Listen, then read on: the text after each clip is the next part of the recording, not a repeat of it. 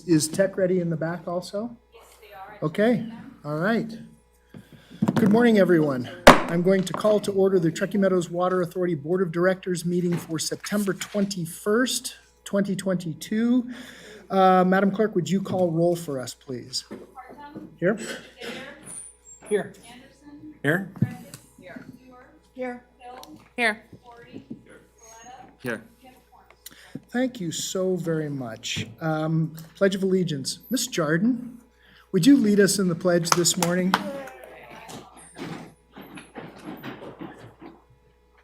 I pledge allegiance to the flag of the United States of America and to the republic for which it stands, one nation, under God, indivisible, with liberty and justice for all.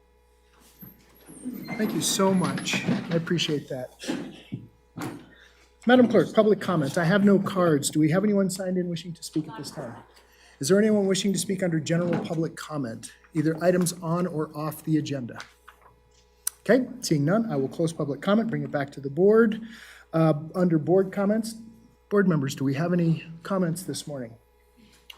Yeah. Okay, yep. I have lots on different items.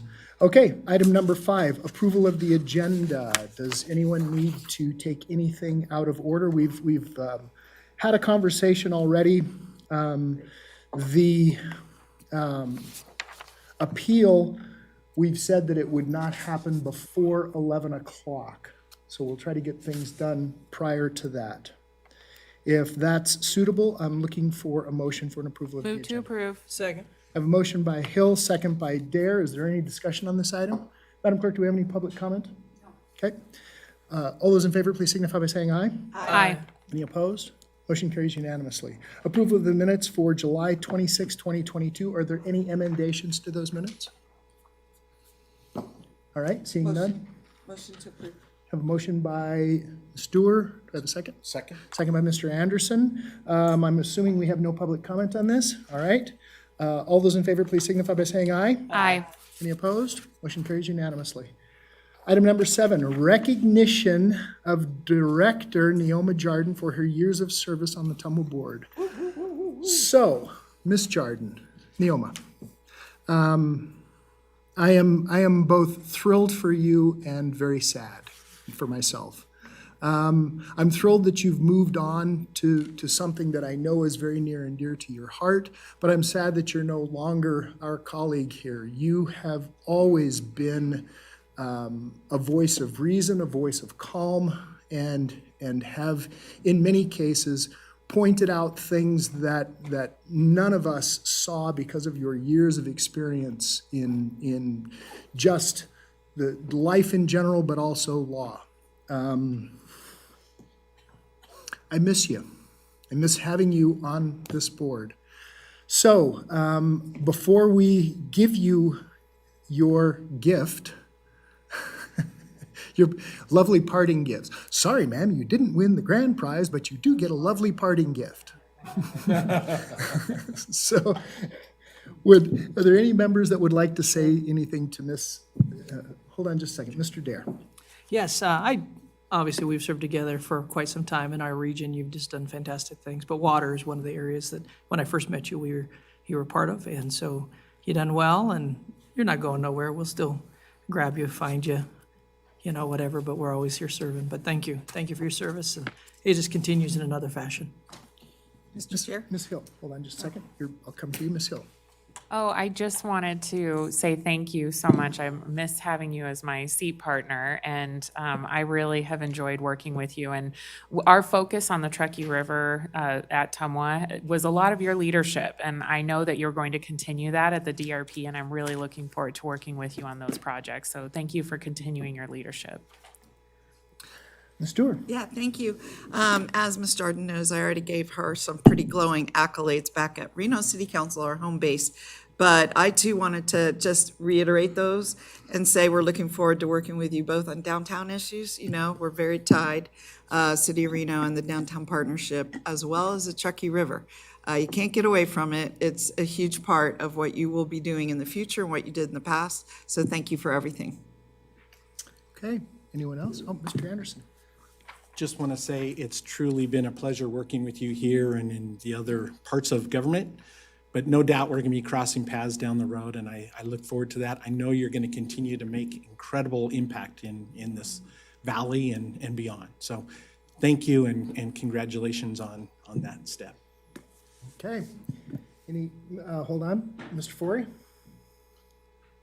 Neoma, it's been an absolute pleasure working with you, I think, for almost 10 years now.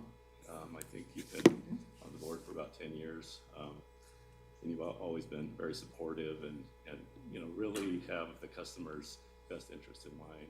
And again, it's been a pleasure. Thank you. Okay. Ms. Jardin, the floor is yours. Thank you very much. Neoma Jardin, Executive Director of the Downtown Reno Partnership. I think that's the first time I've officially said it on the record. So thank you all very much. It really was the honor of my lifetime to be able to serve our community members in the role, in the public service role that I held for 10 years. And it was certainly an incredible pleasure to work with Tamwa and the professionals and the board. This board is doing incredible work with the most precious of resource. And Commissioner Hill, you are absolutely correct that the issues are aligned with the great attribute that we have in downtown Reno of our Truckee River. And I just know the work that you guys will continue to do in that, and the delivery of water is of utmost importance, particularly in our times that we're in. So, but I did want to take just a moment to say, while the board under Vaughn's leadership has been incredible, working with all of you, Alexis and Christopher and Naomi, all of you have been so great, Paul. But I do want to take a moment to just recognize the staff, because I sometimes feel like the light and the glory falls upon those at the dais, when in reality, the real work occurs with the individuals sitting behind me.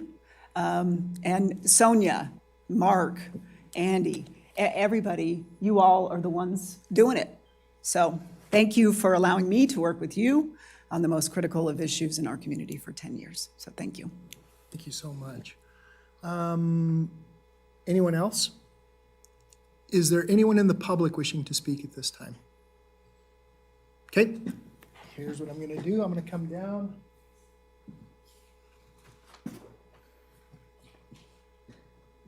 So I want you to know I called you over this morning and I was very cryptic. Yeah. So this is a lovely parting gift that we have. I want you to just, I can do it now? Yeah, please.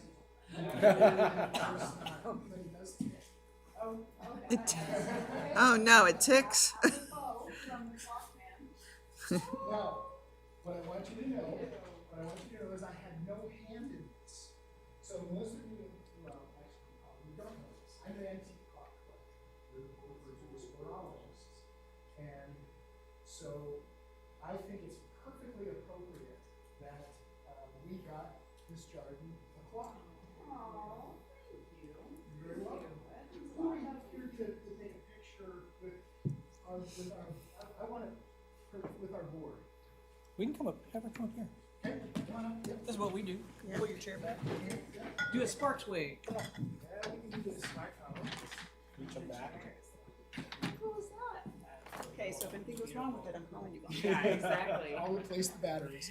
I Okay. hope that doesn't make as much noise as his clocks. 1, 2, 3. Smile. Thank you.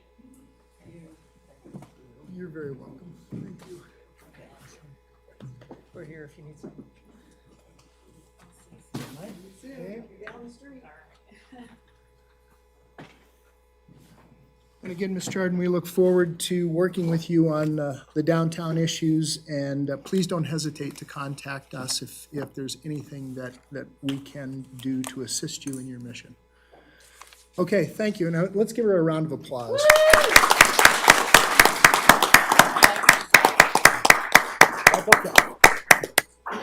Okay, that takes us now to item number 8, discussion and action on resolution number 307, a resolution to rename Cone Peak to Sue's Peak in memory of Sue Oldham. Do we have anyone here to represent this item? Ms. Morris, welcome.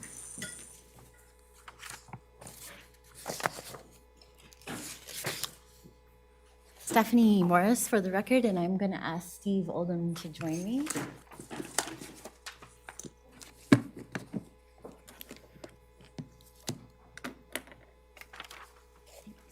Welcome, sir.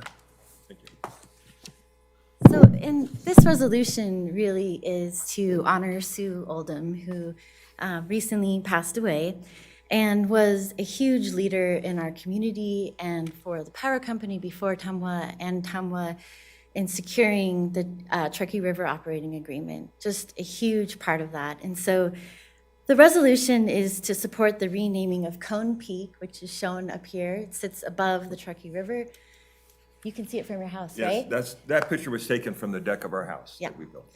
To Sue's Peak, which seems very apt as it sits above the Truckee River and reminds us of all that Sue has done for the region and the team at Tamwa and the power company before that.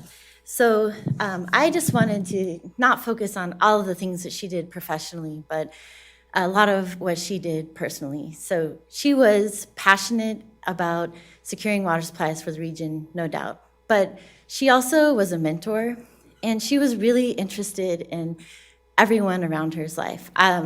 Me too. I worked for Tamwa on a piece of litigation and spent days with Sue going through boxes, and she took an interest in my life, and my children's life, and my professional development, as well as her daughter and her daughter's boyfriend at the time, and then now husband, who actually helped me one time to watch my son, and I was pretty sure he was never going to have children, so I was very happy to see that you have two beautiful granddaughters. So Sue is a warm and friendly person, passionate, a little bit of a fireball, just really all around good stories. And so, yes, this resolution is to rename Cone Peak to Sue's Peak, and it's based on her professional contributions to this region, which will be long-lasting for decades to come. But this is also a recognition of Sue as a person and a professional and all that she's done for Tamwa. And I'm going to maybe ask Steve if he wants to say anything. Sure. Sue and I were together for 44 years before she passed away, and more than 30 of those 44 years, she worked on the TROA and the settlement itself. She was passionate, as Stephanie was saying, very passionate about it. And if it hadn't been for that passion, this wouldn't have gotten done. It took a lot out of her to do it, but she gave a lot to it herself. She was very much a philanthropist.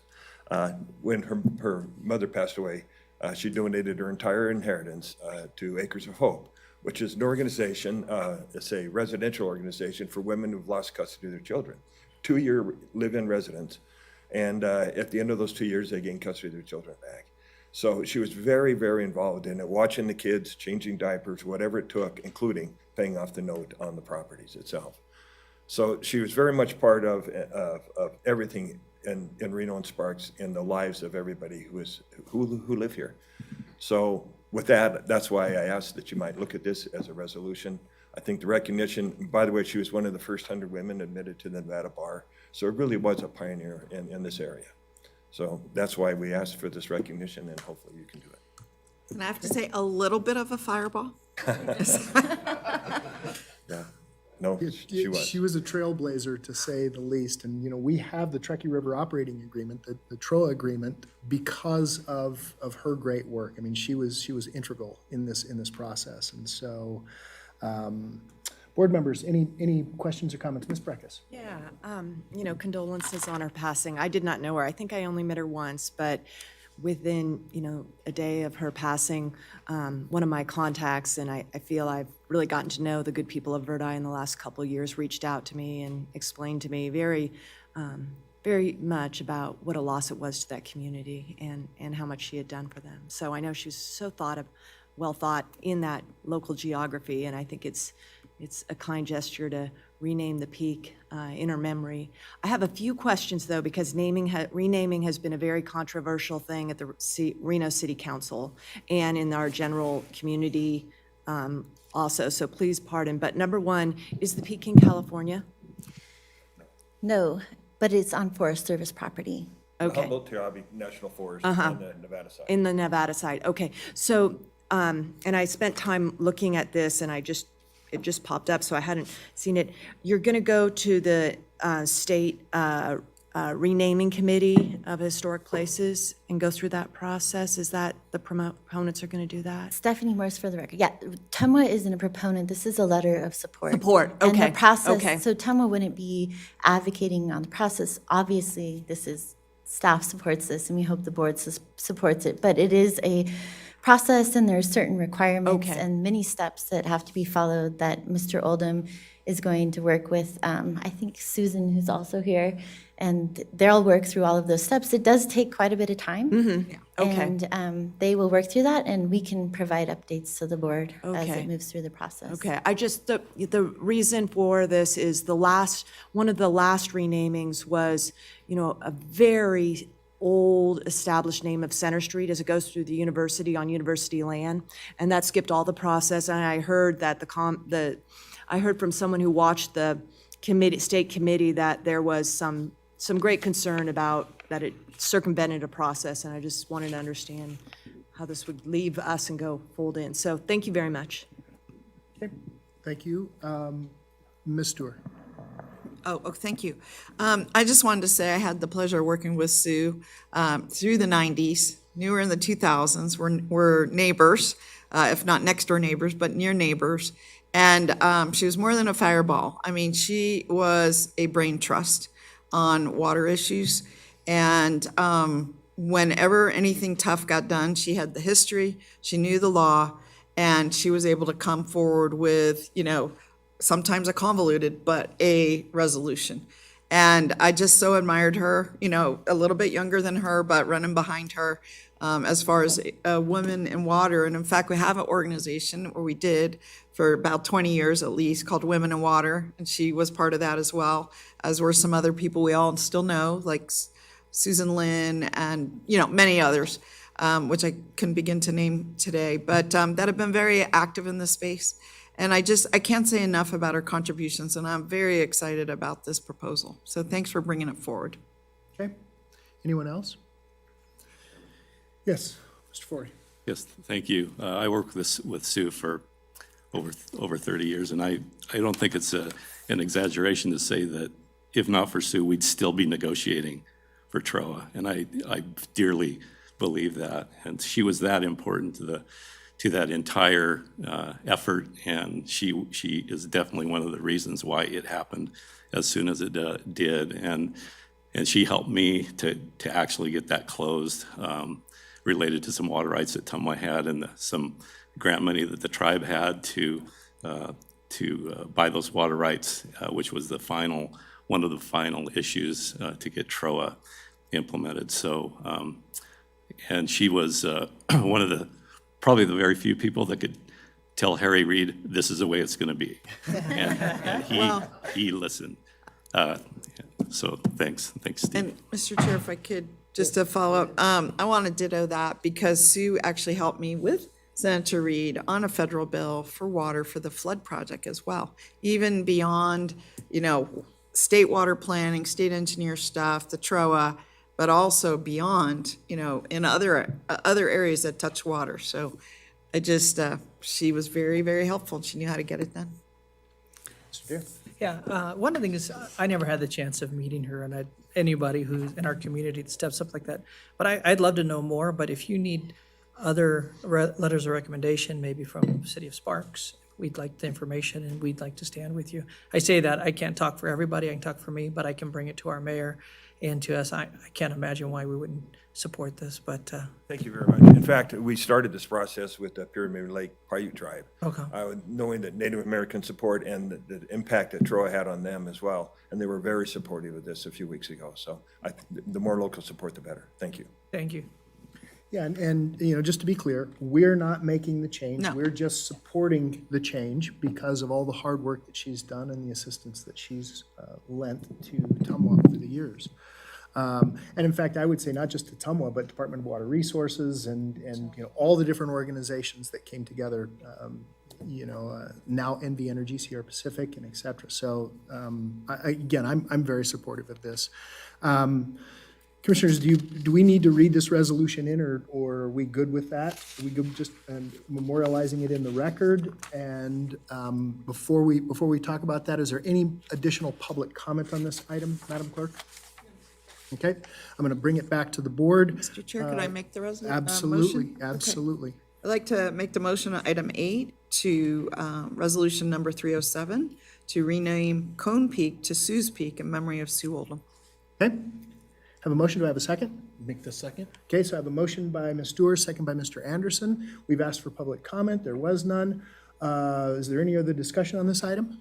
Seeing none, all those in favor, please signify by saying aye. Aye. Are there any opposed? Motion carries unanimously. Congratulations, and thank you so much for coming out today. Thank you very much, and I'd also wanted to just thank Steve and both of his daughters for the time that they lent Sue to us, so thank you very much. There is always that, the amount that the families put in that is unrecognized. Okay, that takes us now to item number 9. Oh, okay, yep, good. I just wanted to make sure. I thought, man, I'm dreaming here. No, I was looking for Mr. Forey's recognition, so I wanted to make sure that I didn't miss that. Item number 9, presentation of preliminary fiscal 2022 unaudited financial performance. Mr. Bowman. Chair, members of the board, good morning. It should be. Oh, there we go. There you Now go. it's on. Good. Matt Bowman for the record. This staff report is our fiscal year 2022 financials. So fiscal year 2022 is a wrap. This wraps up the 4 quarterly reports that you guys have seen. So this is full year financials compared to budget and to the prior year. One thing I'll point out is we are currently wrapping up the fiscal year and getting ready for the audit. So the numbers you're looking at here are unaudited and they're subject to change. I do know of one change that's coming, and it's not material, but it's going to be related to GASB 87, which is lease accounting. And that's just it's a bad word if you're talking to governmental accountants, because it's a new accounting standard that we're working through with our auditors. But it won't be material. Toma doesn't have a lot of operating leases to begin with. So there will be a little bit of change related to that. And with that, I want to give you kind of 4 takeaways for the fiscal year. First, water sales, very close to budget. If you look at the staff report, we're within 1% of budget. We're starting to see some impacts of inflation. So most notably in our power costs, and that's starting to affect us. Years ago, Toma did a very in-depth analysis of time of use type of activities with pumping and really trying to optimize our power costs, and we're sort of going to start brainstorming again. I mean, we made a lot of improvements back then, but power is the largest cost of Toma, and with rates going up both from NV Energy's their general rate case, and also their base tariff quarterly adjustments, which impact Toma, our power costs are going up, and so that's something we're paying attention to, doing everything we can to optimize those costs. The third thing is interest rates. So as you know, interest rates have been going up, and for Toma that impacts our investment return, but luckily it doesn't impact our debt because all of our debt is fixed rate. So that's a good thing. And then we continue to see high contributions from developers. So connection fee revenue proceeds, if you've noticed that in the staff report, continues to be high. Pretty consistent with last year, but definitely outpacing the budget, and that helps Toma's cash position, certainly. And so with that, I'll hit the kind of the high level items in the staff report, and then I can answer any questions after that. So at the end of the day, change in net position or net income was about $9 million higher than budget, or 24%. And really the largest drivers, higher capital contributions, operating income, and on offset, but higher non-operating expenses. So the second page of the staff report is operating revenues. You can see here, I talked about water sales, about $500,000 under budget. That's on a $108 million budget, so that's less than 1%, which is good, close to budget there. Just a reminder, we had a 2.5% rate increase go into effect in June of 2022, and then our last scheduled rate increase is June of 2023. That'll be 2.5%. as well. Next month at the strategic planning meeting, I will be bringing back the funding plan. We'll talk about rate increases at that point again. Kind of look at some scenarios and talk about the upcoming rate increase as well as going forward and what Toma's financial position looks like in that regard. So more to come on that, on rates. The next page, operating expenses. You can see here $6.6 million under budget. Biggest drivers here are salaries, wages, and benefits. Salaries and wages are typically under budget due to position vacancies. We budget for headcount there, full headcount, and then we always have a little bit of turnover or positions that are hired later in the year, so there's always some vacancies there. You can see a pretty big difference in employee benefits, and what that is are two non-cash adjustments related to pension accounting, so that's PERS, and then also other post-employment benefits, or OPEB, and we have to make annual adjustments for those based on sort of the future projected value of what those liabilities are for TUMWA. So we had what we would call positive adjustments this year, and that was because the asset value of both of those items went up quite a bit because of market returns leading up and through December of 2021. So these adjustments are kind of confusing because they happen sort of in a lag, and they're based on information that is cut off at a point in time. Because since December 2021, we all know what the market has done. It's gone down quite a bit. So we'll likely see a little bit of an adjustment in next year's financials. Again, that's non-cash. I would say our OPEB trusts are in good positions. They're funded well. Tom was able to make those contributions, and then as well as PERS. So I wanted to point that out because it's a pretty big variance there. If we look at the next section on the next page, this is non-operating revenues and expenses. Biggest item here, net decrease in fair value of investments. I think I've talked about this every quarter, but as rates continue to go up, these are our interest rates, and these reflect TUMWA's investments. So TUMWA's cash that's invested in fixed rate securities, typically between a 3 and a 5 year investment. As rates in the market are going up, TUMWA's rates that we're holding these fixed rate investments at stay fixed, and so we have to recognize that difference, which is it's a non-cash loss essentially on this line item. And because of how quickly rates have gone up, it's a big number. I mean, I put in here the 5-year Treasury yield was 0.89% on July 1st, 2021, so the beginning of the fiscal year, 0.89%. And then a year later, it was 3.01%. So I'll do the math for you. That's 238% increase in rates, and so that's kind of reflected in that number. What the good news is that we'll start to see that on the actual investment earnings as our investments mature and we reinvest. We're able to reinvest at those higher rates, but because our investments are pretty long term, it takes a while for that to happen. So we will start to realize those higher rates.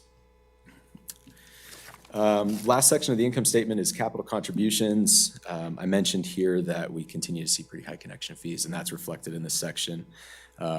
I talked about grant revenue, I think, in my last presentation, but we did receive basically the full award for the Glendale Diversion Rebuild, which was a FEMA grant award that took a while to get because that was from the 2017 flood, but we stayed on it. The State Division of Emergency Management really helped us through that, and we were able to recover nearly all those costs. So that was good. And that rounds out the income statement. On the last page of the staff report is talking about capital spend. So we spent $40.8 million compared to a budget of $60.1 during the year. So that's about 67%, which is kind of average for TUMWA when we're looking at our actual spend compared to CIP. And then lastly, cash position, about $1 million lower than at the beginning of the fiscal year. So still $169 million of unrestricted cash. So still a strong cash position. So that's it for fiscal year 2022. Water sales on budget, inflation, keeping an eye on it. We're starting to see that. And we're seeing that on capital projects as well. So we'll start to see really all of our costs going up, as you know. Still seeing high connection fees, a lot of volume projects coming in. And what was the fourth one that I wanted to? Oh, interest rates rising, are helping out our investments. So with that, I'll take any questions. Okay. Ms. Breckus, go ahead. Yeah, thank you. Thanks for that. So number one, just for my own personal education, we got completely out of that commercial paper, right, where we had to reset. If we were in the commercial paper in this point in time, would that be advantageous to us or disadvantageous to us? It would be disadvantageous. Okay, yeah. Yep. So, okay, good. Number two is the developer contributions, the cash. You're above budget. And I think, and you know what, someone could confirm for me, because Tumwa, and I congratulate Tumwa so much, it is in such striking contrast how Reno operates their sewer utility, where connection fees are one fee across the board, and two, have been set since 2012. No escalation, 10 years of massive growth, connection fees are flat. Tumwa has area fees and has timely increases or decreases related to a very well-conceived capital improvement funding plan. So, having said that, I wonder if, that number really jumped out at me, and I'm wondering if it would be helpful to get an analysis of, are those contributions coming out of one area where maybe it's not done right? Or maybe there's some across the growth board, maybe it's one particular type of development that we're seeing, and then you can be like, well, the market went here, it was all industrial coming on or multifamily, but we really thought it was here. So I would like a little more deep dive into that, because I'm not, I don't ignore the fact that, those are costs to development that get passed on to whatever end users come in. The other thing is, and you mentioned GASB, and I'm always curious about that, as we take on, GASB doesn't make us book these contributions, which are really liabilities, because maintenance costs run as soon as you accept any infrastructure. How do those get booked in terms of depreciation? Do they come in as a big whole nut and then you depreciate them? Is there good clarity on that, or does GASB have that inflated too much as an asset in the front end? Yeah, no, that's a good question. That's the kind of fun, nerdy accounting stuff that I like to talk about. So, developer contributed assets, these are assets that developer is building, then they're inspected, and then basically they're turned over to Tumwa. And so the way we recognize them on our books is we book an asset, so a capital asset, and we componentize that based on what it is. If it's a certain type of main, diameter, and even down to the actual material, we have what we've deemed a fair market value of that asset, and that's based on a construction cost index. And so we use that to put all these assets on our books, and so that's we recognize an asset, and then we recognize the developer contribution or the revenue side. So it's an asset and a revenue. And so to speak to your point, the fair market value is really what we think it would cost to put that asset in, no matter kind of who did it, what's the value of that. And then we depreciate that over the life of that asset using the same methodology. So whatever, if we were to go in and construct a main as part of our CIP, what life would we assign to that main? We would assign that same or a similar life to that asset, and then we depreciate it over that life, and that depreciation is recognized in depreciation expense on the income statement. So, I appreciate. GASB does these, philosophical thoughts, and then they go upturn your world. And that one has always seemed a little quirky to me in that it can inflate assets because depreciation's so slow. But okay, I appreciate that. Okay. Ms. Hill. Thank you. Could you just explain the water resource sustainability program and how we budgeted so low? Or I'd love some insights on that this is page Attachment 1A, oh gosh, what page is this in the budget? 7 of 8. Yeah, so that is what used to be the water meter retrofit Oh, fund. okay. So anytime water rights are dedicated, a portion of that is allocated to this fund. And so, and that's, the budget for that is much like the budget for all of the sort of connection fee Right, related the things are, developer, yeah. it's hard to predict, Okay. and we've tended to be conservative in how we budgeted for it, so that's why it was higher. So it just really reflects more activity. And then the proceeds of that will go to identified projects that are in the guise of sustainability. Right, that's awesome. so- To help with energy, cut those Yeah. energy costs. Yeah. Okay. Thank you very much. Okay. Mr. Deere? Thank you. This is a little bit of a pre-thought, because I think you're getting ready in the next round to come to answer some of the questions I have, but I just want to share some thoughts or concerns. I know we've gone back to doing our increases that we've talked about, but obviously, we're getting ready to see our whole community get hit with some major cost hikes, and we're just seeing this on a regular basis. Knowing that we are seeing the kind of increases we have in our income, I obviously would love to see where those lines fall, because I know we're dealing with more than just what we're looking at. We're dealing with our loans, we're dealing with our bond issues, that kind of thing. But when you do come back with that, I'm sure you were going to do this, but I just want to say it out loud. If we could make sure we look at what options do we have just to stand with our community. And I mean, in the end, having water is how we stand with our community, number one. The second way we stand with our community is not charging more than we need to, so. Yeah, Thank you. definitely. Okay. So I'll follow this up. We talked about power costs, board, and this is why we've been a huge proponent, I have been a huge proponent for putting in the hydrogeneration plant on the Chalk Bluff asset. Because that power cost will directly be deferred while we pay for that hydrogeneration plant. It won't take very many years because that will be a direct feed. There won't be a feed into the system where we do a power purchase agreement with NV Energy.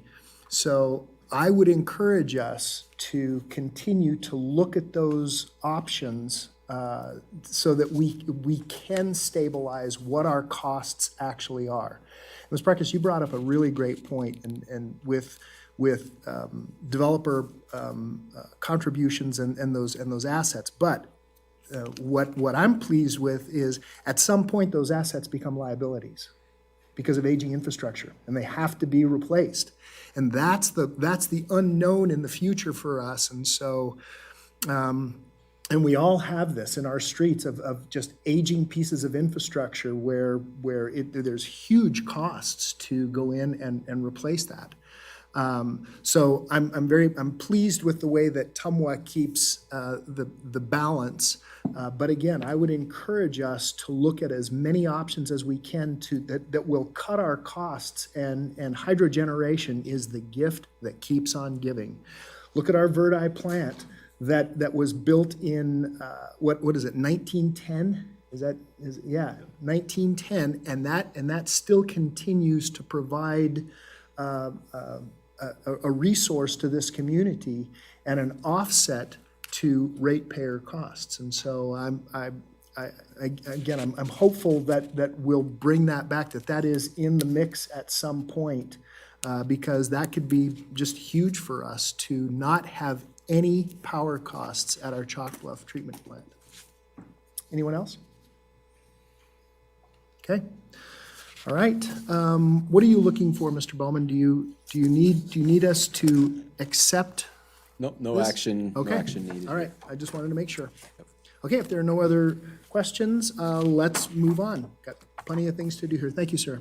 Item number 10, discussion and possible direction to staff regarding the Tumwa ombudsman position. Mr. Bowman and Ms. Westlake. Are you, sorry? Sorry. Hey, Marcy. Marcy's going to stay up there. Matt, floor is still yours. Thank you, Mr. Chair. And Marcy Westlake, our customer service manager, is in the crowd if anybody has any questions that she can answer.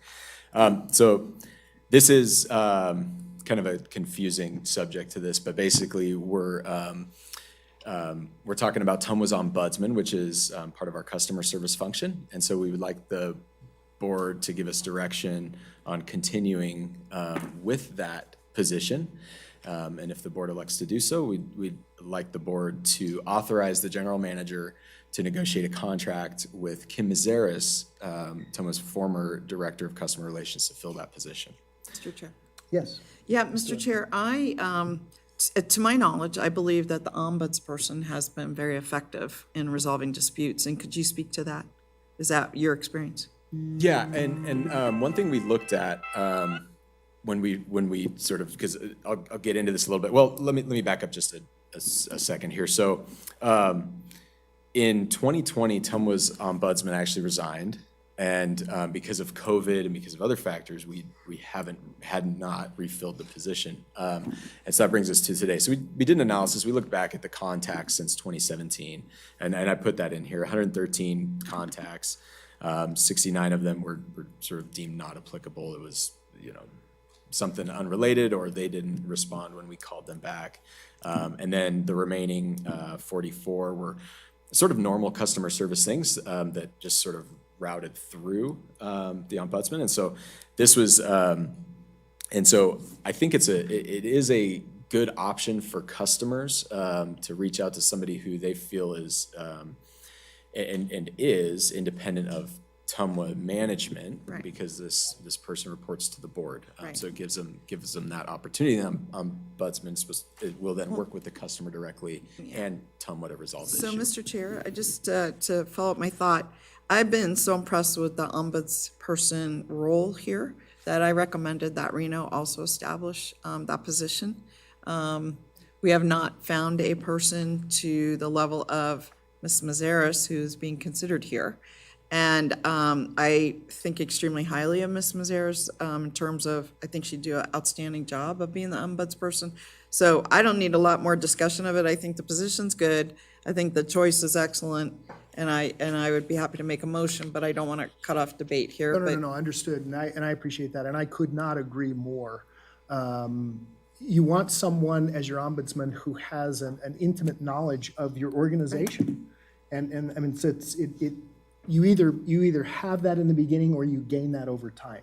Sure. And I could not think of a more appropriate person as our ombudsman than Kim Mazeris. So I'll leave it at that. Any other comments? Yes, Ms. Hill. I think this is a great opportunity for the board, and I just would ask that Ms. Mazeris would bring to the board, when appropriate, any changes to policies that we need to be considering, and anything that we can improve the customer process, and any possibilities of, making sure that we're responsive to these issues. That would be very important for me as like a follow-up for the closing that loop, but I'm excited to support this as well. Okay, anyone else? Do we have any public comment on this item, Madam Clerk? Okay, I'll close public comment. I'll bring it back to the board. All right. Ms. Stewart, the floor is yours. Yeah, so I'd like to move forward with item 10, motion to continue the ombudsperson position and to engage Kim Mazeris to fill that position, Second. with the contract to be negotiated by our manager. Okay. Thank I have you. a motion by Ms. Dewar, second by Ms. Hill. Is there any other discussion on this item? Seeing none, all those in favor, please signify by saying aye. Aye. Are there any opposed? Motion carries unanimously. Congratulations. Thank you so much. Thank you. Okay, that takes us now to item number 11. Discussion and action on resolution number 308, a resolution to approve the funding for projects recommended by the Truckee River Fund Advisory Committee and authorization for the Community Foundation to fund such projects from fund proceeds. Ms. Folsom, welcome down front. Good morning, Mr. Chair, Board, Sonia Folsom for the record. This is a resolution to approve Truckee River Fund RFPs for the fall cycle. They received 5 projects that totaled $494,818. They approved 4 projects for recommendation to the board of close to $400,000. That would leave $363,366 for the spring cycle, which comes back to the board in March. Of the projects, 3 of those have come to the board in the past.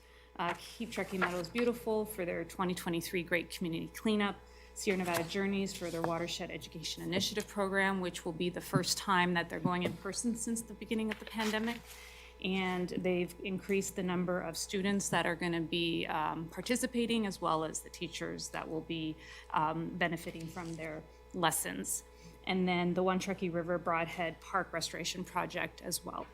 The one that is different is the Truckee River Watershed Council, which combined two projects, the Lower Hoke Meadows and the State of Donner Lake restoration projects that basically had a funding gap. And these directly benefit the Truckee River watershed, improving the resiliency and restoring 25 acres of degraded meadows. And with that, I'll answer any questions. Okay. Any questions for Ms. Folsom? Mr. Dare? I'm more interested in the one they didn't and why. Thank you. I was going to talk about that, and Thank you. I stopped ahead of myself. So the one that wasn't approved, the Truckee Meadows Parks Foundation, was for interpretive signage, and they felt that the cost was too much for just 8 signs. They like the idea, they support the Truckee Meadows Parks Foundation, but suggested that they can come back at a later date for their outreach program and education. I thank you for that. And I'll just say that I think it's fantastic that we get to continue to invest in these and everything. As we continue to invest in them, we see them doing great things. So please share that with them. We've not seen anything I other did, than that. I did receive some updates from the from the program advisor at the Community Foundation yesterday, and I can forward that to you later on. It's just an update on one of the projects that you funded. And the extra money we have here just rolls into next year. This is for fiscal year 2023, and this will be available for the spring cycle. The RFPs open up in January, they close in February. The Truckee River Foundation Fund, they review the RFPs in February, and then approve those projects for recommendation that comes to the board in March. Thank you. You know, this is something I say at our board all the time. This is a force multiplier. It really is. We could not do these kinds of projects for the values that have been assigned to this. We could not without, they have huge volunteer resources. We're blessed by them. That's the only thing that I can say. We're truly blessed by them. Is there any other discussion on this item? Okay, Mr. Chair? yes. I just wanted to say, I think the one that is on the Broadhead Park, I just wanted to put a little extra support towards that. We are finishing our master plan for Parks and Recreation for the City of Reno, and we've just hired a consultant to sort of wrap it up. And one of the projects that I've recommended for a couple of years, but really reemphasized this year, was making the entire river corridor a park. So we have the bikeway that it was sponsored by Janet Phillips and her team. We have individual parks, and I think I've counted them up. There's something like 11 or 12 individual parks along the river in the 10-mile stretch. Everything, and I'm not going to name them all, but just examples, Chrissy Cullen Park and Wingfield and Idlewild, Rock Park, and many more in between. And what I had proposed to our board, our council, was that we knit all of those together. Broadhead would be along there, and that we call them one big living river park. And I think it would give us additional standing, if you will, we hired some rangers at the City of Reno to patrol and help maintain and keep order along the river. We also reached out to our partner agencies to co-fund those, Truckee River Flood Project and others, because everyone has an interest in this, so to add more rangers. And I also think this would give opening and closing hours along the river so that it is a park and it's managed like a park, not just a trail. And so I just wanted to add that I'm particularly happy to see this Broadhead Park one because I think that would be a missing piece of this. I mean, it already is a park, but this puts extra emphasis on it. So I appreciate it. Okay. Anyone else? All right. Looking for a motion. So moved. Second. And have a motion by Ms. Stewart, second by Mr. Dare. I'm assuming we have no public comment on this item. Mr. Chair. It may be helpful for the motion to reference the resolution by number. It's resolution Sure, 308. I will do that. Recommend adoption of resolution number 308, resolution to approve funding for, it's actually, I don't know how to characterize this because it's actually, I think, 3 projects. 4 projects. 4 projects, recommended by the Truckee River Fund Advisory Committee, As listed in the staff report? as listed in the staff report. Thank you. And I still second that. Okay, all right, so we have a motion and a second. We've asked for public comment. There was none. All those in favor, please signify by saying aye. Aye. Are there any opposed? Motion carries unanimously. Thank you so much. Thank you, Ms. Folsom. That takes us now to item number 12, presentation of the general manager performance for contract year 21-22. Mr. Forey. Thank you, Mr. Chairman. You have the report in front of you. In the interest of time, I'll be very brief. The accomplishments really focus on, expanding reclaim use and the A+ project that we worked on extensively last year and got an agreement with City of Reno for funding design and construction of that A+ project at American Flat. Other projects as well, finish the Mount Rose Water Treatment Plant. That continues to, will be something that will continue to help stabilize the groundwater levels up there. And with TUMWA's many years and many millions of dollars of prior improvements, bringing more surface water up into that area, it has really done a wonderful job of stabilizing that groundwater level. We're in the process also of, I think, trying to permit another 27 wells for active groundwater recharge. That's what we do in the winter time when we have low demands and excess water that we can produce to put in the ground. And so it's focused on that, but none of the credit goes to me. It all goes to the staff who have worked so well on all these projects and have we're just blessed with having a talented, dedicated staff that can really think outside the box for all these things. So with that, I'll turn it back over to the board. Thank you. Thank you. Mr. Jared, do you have a comment? I just want to say, it's real interesting. You put down on paper and it makes it, man, that looks easy. This looks a good job. That was easy, but it's not. You and your team and our staff have done a great job. And I know we're going to have a few ways to say thank you to you, but fantastic job. I mean, I think you obviously, people have no idea sometimes all the people behind the scenes who do so many things, and you're one of them. So good job. No, I could not agree more. Mr. Forey, you've done a phenomenal job. Massive shoes for Mr. Zimmerman to fill. 15s. Air Jordans. Air 4s. Air Marks. Air Marks. Right, exactly.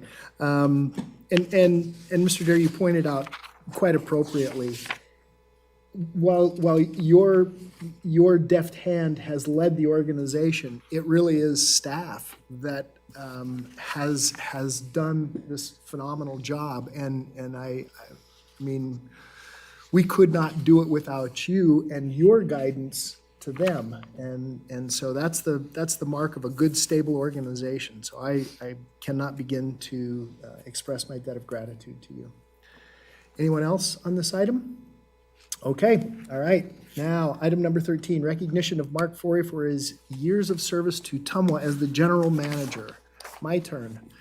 Mark Forey, I did not write this. This is, so and the reason I bring that up is not in the pejorative, but I did not, it's not hyperbolic on my part. So I want to talk about Mr. Forey. And is there a clock involved? That's what I'd like to know. If there was, it would hang on the wall. No horology in this particular case. Mark was born and raised in Winnemucca and graduated from Lowry High School in 1975. He graduated from the University of Nevada, Reno in 1980 with a BS in civil engineering. After graduation, he was employed by Water Source Consulting Engineers from 1980 to 1985. At Water Source, Mark worked on planning, design and construction, management of various water, wastewater, and environmental projects in Nevada and California. In 1985, Mark began work with Sierra Pacific Power Company in the water engineering department. During his 16 years at Sierra, he worked in water planning, design, operations, and maintenance. He was the manager of the water distribution and maintenance from 1991 through 1997, and manager of water planning and engineering from 1997 to 2001. Obviously an underachiever. In 2001, when Tumwa was formed and purchased the water system from Sierra, Mark was hired as manager of planning and engineering. In 2003, he was promoted to director of operations, overseeing planning, engineering, construction management, distribution and treatment operations, and maintenance and hydro. In 2008, upon the departure of GM Lori Williams, Mark was named interim GM by the Tumwa board and appointed to the GM position in 2009. Mr. Forey, very impressive, very, very impressive. What can I say? Mark, I'll start with the organization itself. You've done an incredibly great, steady job keeping the organization on task, on track, and the performance shows, and the stability of this organization shows. I think everyone would agree on this board that we all use Tumwa as sort of the base standard of how things can potentially be done and how things can be organized. And Mr. Forey, while I recognize that you're not the original GM, your again, I'll use the word deft hand at the tiller has made sure that we have stayed on course. And I cannot begin to thank you enough from the perspective of the board. From my own position, Mark, you're a good friend. We've had long conversations about everything and nothing. Your wife, my wife, at various functions, having just fun. I will miss you more than you can begin to know. So, that said, would anyone else like to say anything before we give Mr. Forey an award? Ms. Stewart. Well, this is quite a fun day, right? We've gotten to recognize quite a bunch of cool people, but Mark, you are right up there at the top of the heap. I don't even know where to begin with making comments like this because I've known and worked with Mark so long. And I agree with you, Mr. Chair, that he has been a very steady hand driving force in this organization, this agency. You know, not to say everything's perfect, nothing ever is, we're not, but you will be extremely missed.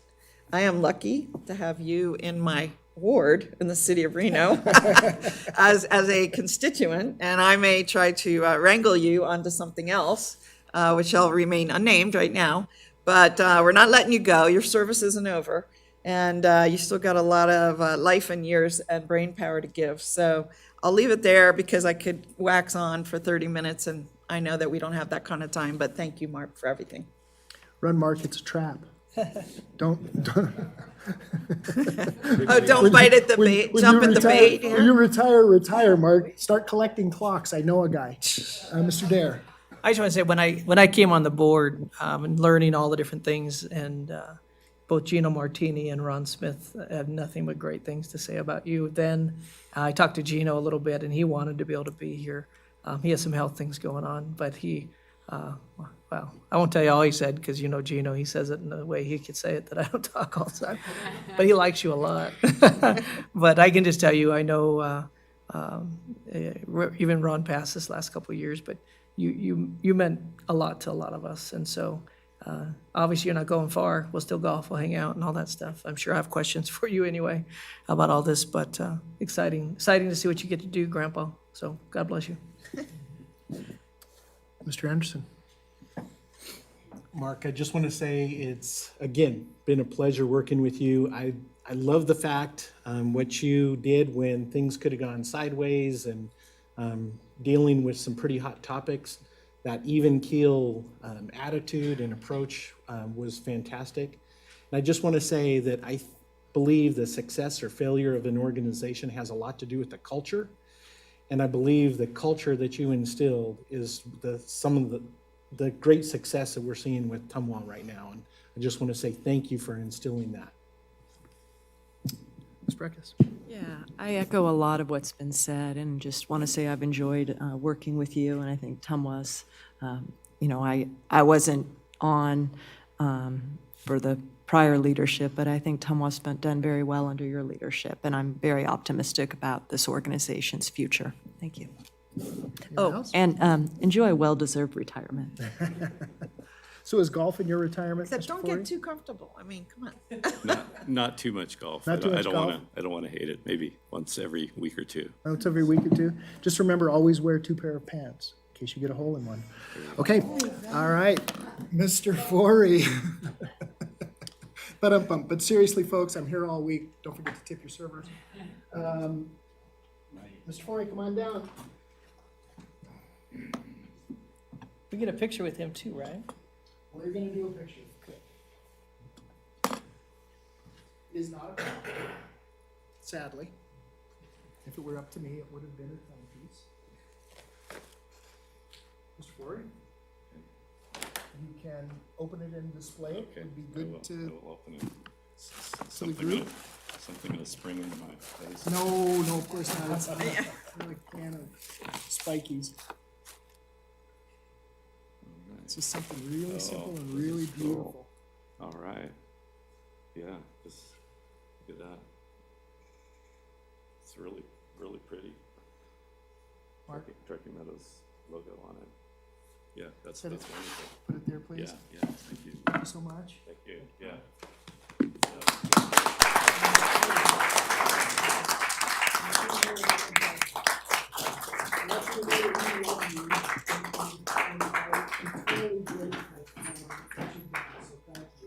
I'll be around.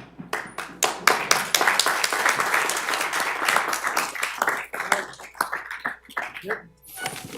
Let's do a picture up top.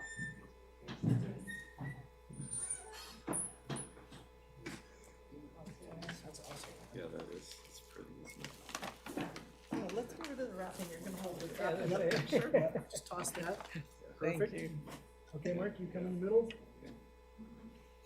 Just a little bit more, sorry. Yeah, okay. 1, 2, 3. Say happy retirement. I'm just kidding. There you go. Yeah, thank you. Thank you. Okay. All right, Mark. Hey, wait a minute. Take your trash. I want you to know we're all jealous about retirement, or at least I am. All right. I'm sorry? Oh, I forgot about this. Forgive me. Item number, we are not done yet. Public comment on item number 13. Thank you, Mr. Chair. John Zimmerman for the record. I just wanted to really thank Mark for his friendship and mentorship over the last 6 years. He's got enduring support for Tumwa and for me personally.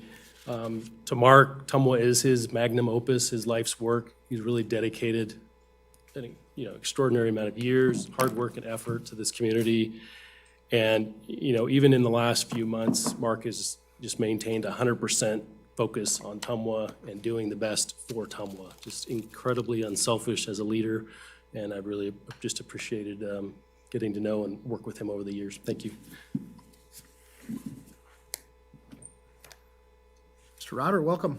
Danny Rauter for the record. There's a lot of things I'm thankful for, but I just wanted to share something I've been thinking about, and that's setting an example. And I've got 3 young kids under 10, and so when I see a great quarterback give a post-game summary, when things are going great, it's all about the linemen and the running backs and those things. And when things aren't going great, they're saying, I'm going to work on this. And it was actually perfect. The last item, he said, this is all, the staff did all this. But it's very easy to have a leader that says that. It's another thing to be able to have the freedom to go do those things and the support from them. And even things when aren't going great and not afraid to roll up their sleeves. And I'll give you a quick summary. In 2017, we were having some struggles with some regulation and some health district stuff and getting plans through in development. And we're gonna go change regulation and some clarifications with water and sewer separations and some stuff like that. And we had a full room at NDEP in Carson City and in Las Vegas. And I can guarantee you there were no other people in that room with general manager or city manager or county manager or anything like that in there. Mark was the one there with us to make sure that that got done. And so he wasn't afraid to go work through some red lines, work through with the staff at NDEP.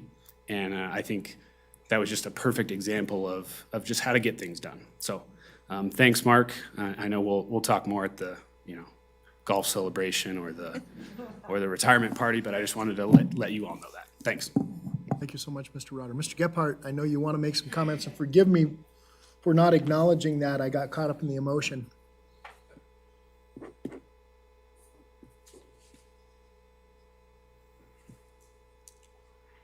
Yo, dude. Andy Gephardt for the record. I just said that, yo, dude. For I don't know how many years, that's been my standard greeting to Mark in the mornings. I'd walk by his office, just poke my head in, say, yo, dude, what's going on? See what we have, see if there's anything to talk about. Most time it wasn't about work. It was about any number of things, but it really wasn't about work. I have worked with Mark since 1992. So 30 years, that's more than half my life. We have worked well together, despite the fact that he's an engineer and I'm not. We have solved some pretty big problems together from an operations versus an engineer standpoint.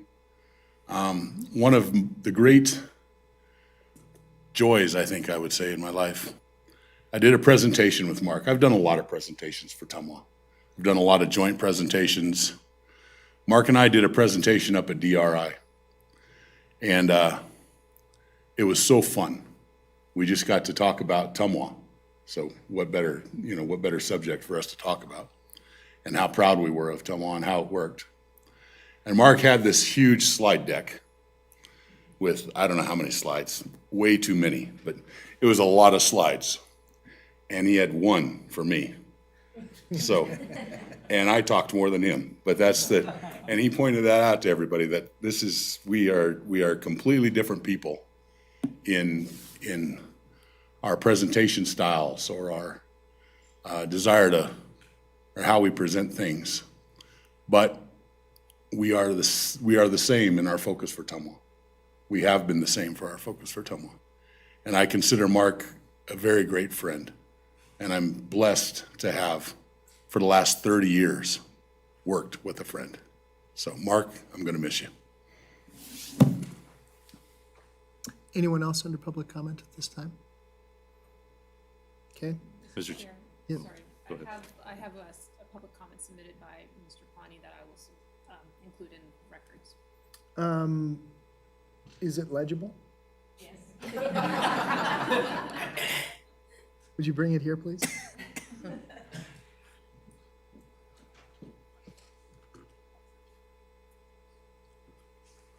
There's Mr. Pawnee's signature. This is why I ask. And I think that it's appropriate to read this in because Mr. Pawnee was, wow, so instrumental. He's another one. I mean, it was what a dynamic team that we had. Mr. Pawnee writes, I want to say thank you to Mark Forey for all of his contributions to Tumwa and this community as Tumwa's general manager. Mark's consistent, understated leadership guided Tumwa successfully through periods of incredible economic growth, the downturn of the Great Recession, the turmoil and uncertainty of COVID-19, 2 mergers, and several system acquisitions. The adoption and initial implementation of TROA, and countless other accomplishments during his 13 years at the helm. Mark is the epitome of leadership, and of leadership by example and demonstrates the successes that can be achieved when you are driven by integrity rather than ego, when you elevate reflection over reaction, when you act out of principle rather than pride. Congratulations, Mark, on all of your accomplishments, and best wishes on a well-earned retirement. Thank you. So, Mr. Forey, again, thank you. And I wanted to say something. You know, Mr. Rotter, you brought up the 2017 issue that we encountered with the health department.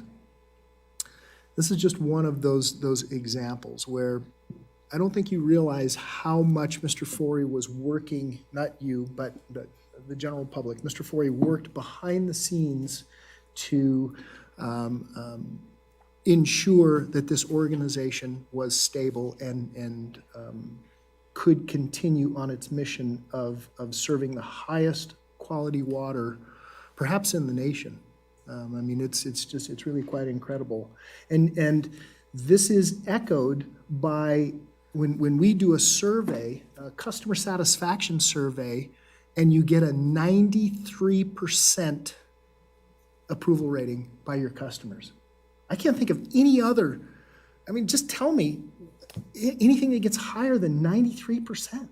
My gosh, it's really quite incredible. Again, staff, you guys have done it, but Mr. Forey, it's been under your guidance and your leadership. So again, I want to thank you. Thank you so much, and we're going to miss you, Mr. Forey. Yes, thank you for all the kind words. It's really touching.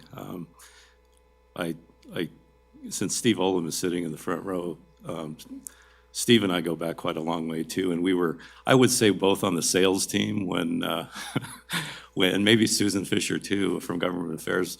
We're all on the sales team when Sierra decided to sell the water system to the highest bidder, and because Steve was the CFO at that time, I believe, Steve.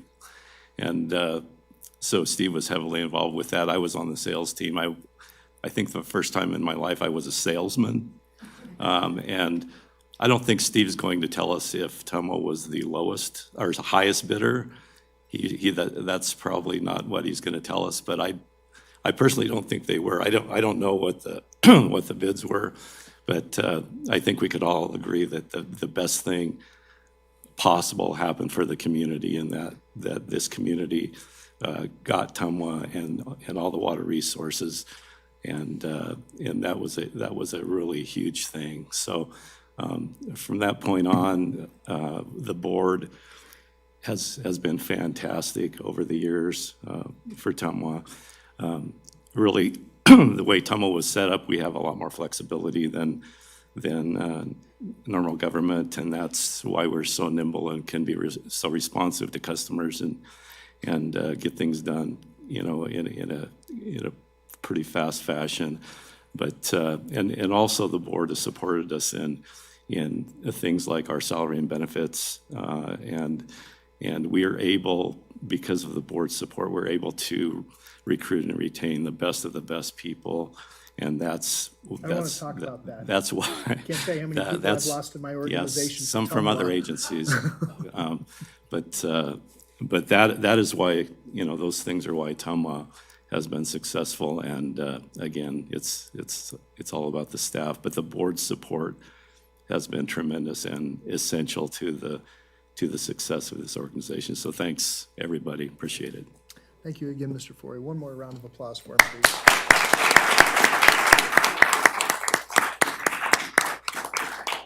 Okay, enough with the fun stuff. Item 14, General Manager's Report. Now you're back on again. I don't have anything further, thank you. I have a question for the manager. Yes, go ahead, Ms. Prentice. I did want to ask that that storm, I think we had in the end of July or August, you know, the rainstorm. I was wondering how the water treatment plant that we just put into service did with all that siltation coming down. Was that an opportunity to calibrate, or did you turn it off? How did that work? That was a very devastating storm to the watershed that feeds Yeah. the Whites Creek watershed. And it created a tremendous amount of sediment. We did turn the plant off. We're working through some issues. Danny knows more about it, but didn't really, I don't think we really sustained damage in the plant proper, but the watershed was really torn up. And we're in the process of doing some fairly minor improvements, I think, to get the plant back online. But it was too much to treat at the time. So, and did you want Mr. Rotter to? No, I really do want to move toward the hearing that we have set aside, but maybe next briefing, we could get some detail on that. I was just wondering, one, was it a learning experience or did it do damage? Just, maybe we could just get that next time. Thanks. And you know what, you bring up a great point. I would like to know what we learned from that and what modifications we made, because it's not if it will happen again. It's when. Right. Okay, very good. Thank you. All right, that takes us now to item number 15, public comment. Do we have anyone signed in wishing to speak, Madam Clerk? Is there anyone wishing to speak under general public comment? Seeing none, I will close item 15, take us to item number 16, board comments and requests for future agenda items. Mr. Dare. I just have one, and you brought it up. It had to do with the hydroelectric conversation. And I'd be interested to see where we're at. I mean, we can continue to talk about how it's important. And even when we're talking, our staff are all like, yeah, that's a good idea. But, so I'd like to learn where we're at, how that looks like. On the Chalk Bluff. On the Chalk Bluff, yeah. So Yep. we've talked about it before, but I'm more interested in not talking about this 5 years from now that we didn't do anything on it. That's right. So I if we agree. could see something on that, that'd be great. Okay, couldn't agree more. Anyone else? Okay, we will close item number 16. That takes us to item 17. I am going to, Ms. Folsom, I'm going to break us here just briefly. We're going to send us into recess while we change, do some moving around. We'll be back in 3 or 4 minutes.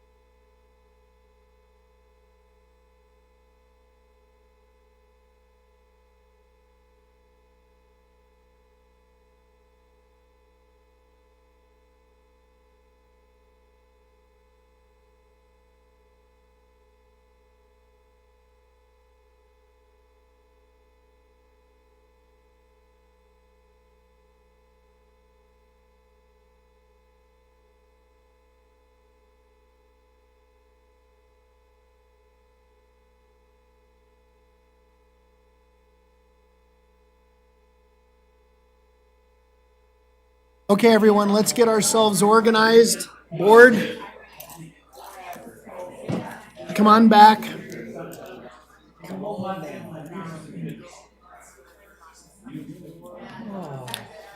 I'm going to ask everyone to have a seat now. Have a seat, please. I'm going to also ask you to silence your cell phones if they are not already.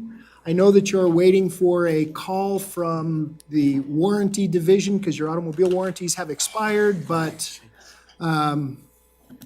please silence your cell phones. And I know Ms. Breckus will be back here in just a moment. But what I'm going to do is I'm going to bring us back to order and open up item number 17. Before we do that, though, we have made a slight change. We have Mr. Liparelli, Paul Liparelli, as our legal counsel here. And Mr. Liparelli, I'm going to ask you to, before we formally open up the item number 17, which is the hearing on appeal by St. James Village Incorporated of decision of hearing officer in challenge of water authority discovery involving construction and dedication of water distribution facilities for unimproved lots in the St. James Village, developed the St. James Village development near Joy Lake Road and located in Area 15 of Tumwa's service territory. So, Mr. Liparelli, would you give us some guidelines as to how to proceed with this? Mr. Chair, if I may, before even Mr. Liparelli begins, I just wanted to let the gathered audience and the board know that unfortunately I have a hard stop at 12. I will be joining back on Zoom. Hopefully, we will reach a conclusion before I have to start my next thing, which will bring me out of action at 12:30 on the dot. But I'm just sharing with you, I may or may not be here when the decision-making time comes. So. Okay, thank you so much. Mr. Liparelli, will you give us some guidelines as to how to proceed with this? And then I'll talk about how much time that I'm going to give both sides to make their presentations. Mr. Chairman, I just kind of Turn it to green, Mr. Liparelli. Push him. Yep, there it is. I would refer you to the memo that the Tumwa staff has made available to the Board of Directors. It's a brief outline of the proceedings under Tumwa's Rule 8, and it describes the board's role today. You don't often find yourself in this role, I don't think, and so it was worth giving you a quick reminder of what is going to happen today. The Rule 8 of the Tumwa rules is modeled after the Nevada Administrative Procedure Act, and it outlines the standards for the decision-making today, and it helps ensure fairness for all people concerned. The Tumwa Board of Directors is the ultimate authority on all matters related to the Water Authority.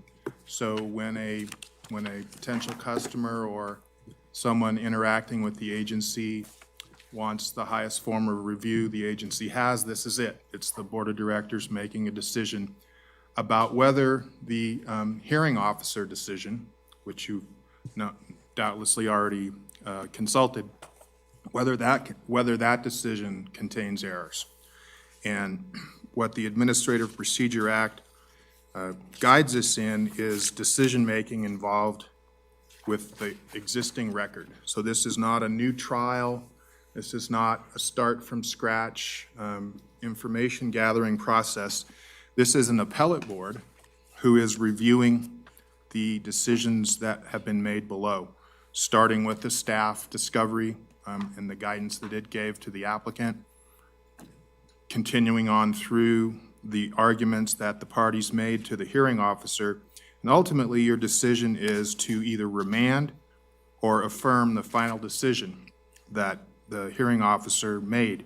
You're authorized to set it aside in whole or in part if the substantial rights of the petitioner have been prejudiced because of, and here's a quick list, violation of a constitutional or statutory provision, made in excess of statutory authority of the agency, made upon unlawful procedure, affected by other error of law, clearly erroneous in view of reliable, probative, and substantial evidence on the record, or arbitrary, capricious, or characterized by abuse of discretion. So I know that's a lot to spit at you, but it's in the memo that you have. Sonia has copies if you need one. And if you have questions along the way about the decision-making process, I'm happy to entertain them. Okay, thank you, Mr. Borelli. Yes, Ms. Breckus. So question number one, I have a few questions, is we're sitting quasi-judicial, but rules of procedure informal, as I understand. We're not bound by rules of procedure that you might find in a trial. Is that correct? We operate under our same rules of procedure. And It's kind of a yes and no answer there. Ms. Breckus, this isn't a courtroom and you're not judges with robes, and so it's somewhat more relaxed. But Okay. it is important that we follow a process. That's also outlined in the memo. So you'll allow the parties to make their presentations, present the opportunity to highlight portions of the record that they think are important. And then, once that process is completed, you'll go into a deliberative phase where you can ask questions, where you can ask questions of each other and of the parties, and then, when you're ready, make a decision that will be followed up in written form. Okay, So that- no, I understand. It's due process is afforded to all, but our rules of operation, are our own. Number two, this busy person right here, I don't think her role was described to us. Is she providing a verbatim transcript of our minutes today? Ms. Breckus, that is Peggy Hogue. She's a court reporter of great reputation and a graduate of Carson High, which we have in common. Okay. She's here to create a transcript of Okay. the proceedings. Okay.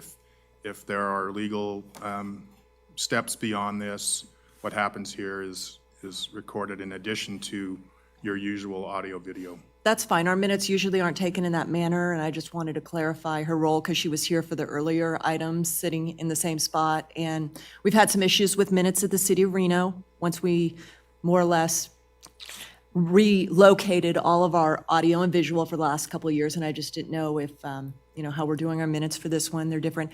And you're representing us because the McDonald Carano firm has a conflict with Mr. Pogny, is that?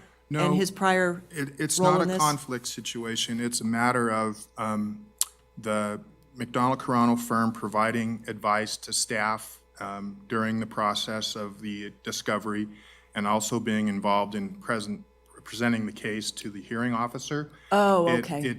It's a measure of fairness to give to Okay. the other Okay. party that some other lawyer will be your lawyer during this hearing, other Okay.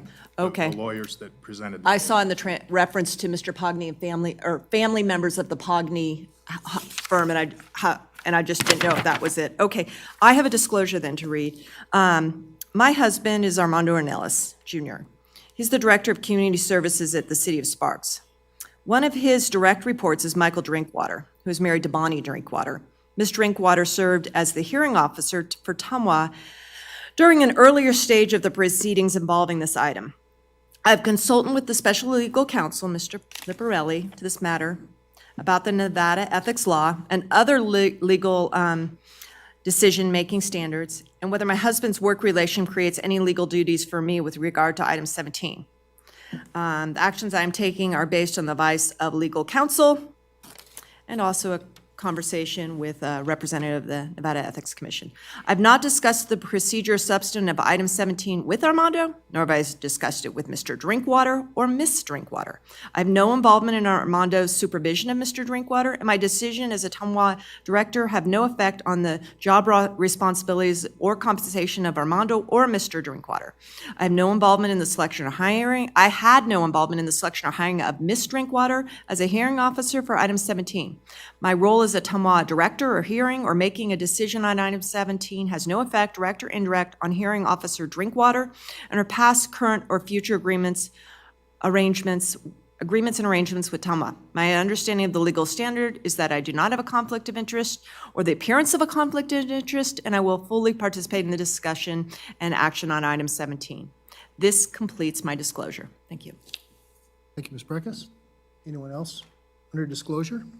Okay, so I have a disclosure to make. I was contacted early on by the applicant's representative from Argentum Properties, or Argentum, not Properties, Argentum, what do they call themselves? Argentum Group, yeah.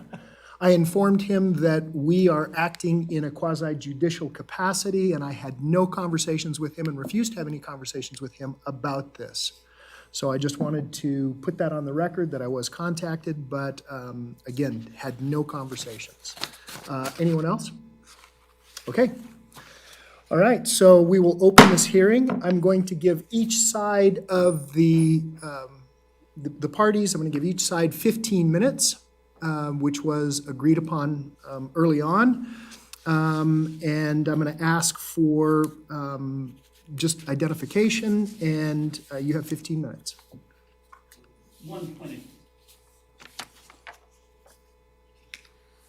Good morning, Board. And one point of clarification, Ms. Harding. In normal appellate procedure, maybe Mr. Liparelli will want to step in. Usually, since we have the burden of proof, we still only get 15 minutes that we start and then reserve some of that time just enable to rebut the Tumwa attorneys at the end. Is that still going to be the same procedure?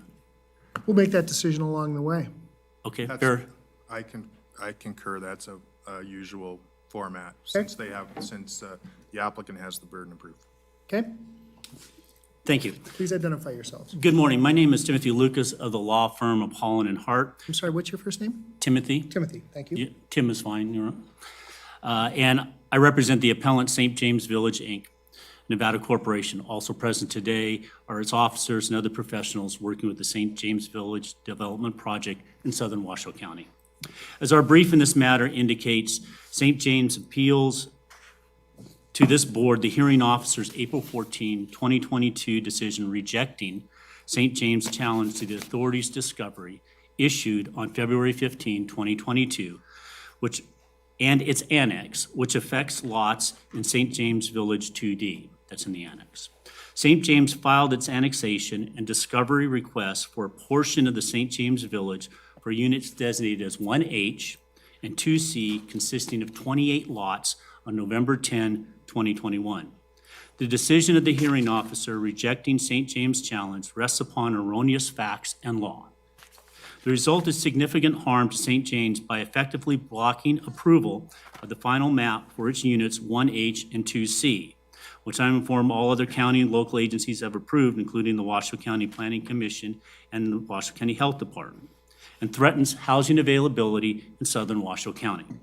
Consequently, this board should reverse the hearing officer's decision and direct the agency to revise its discovery accordingly as St. James requested.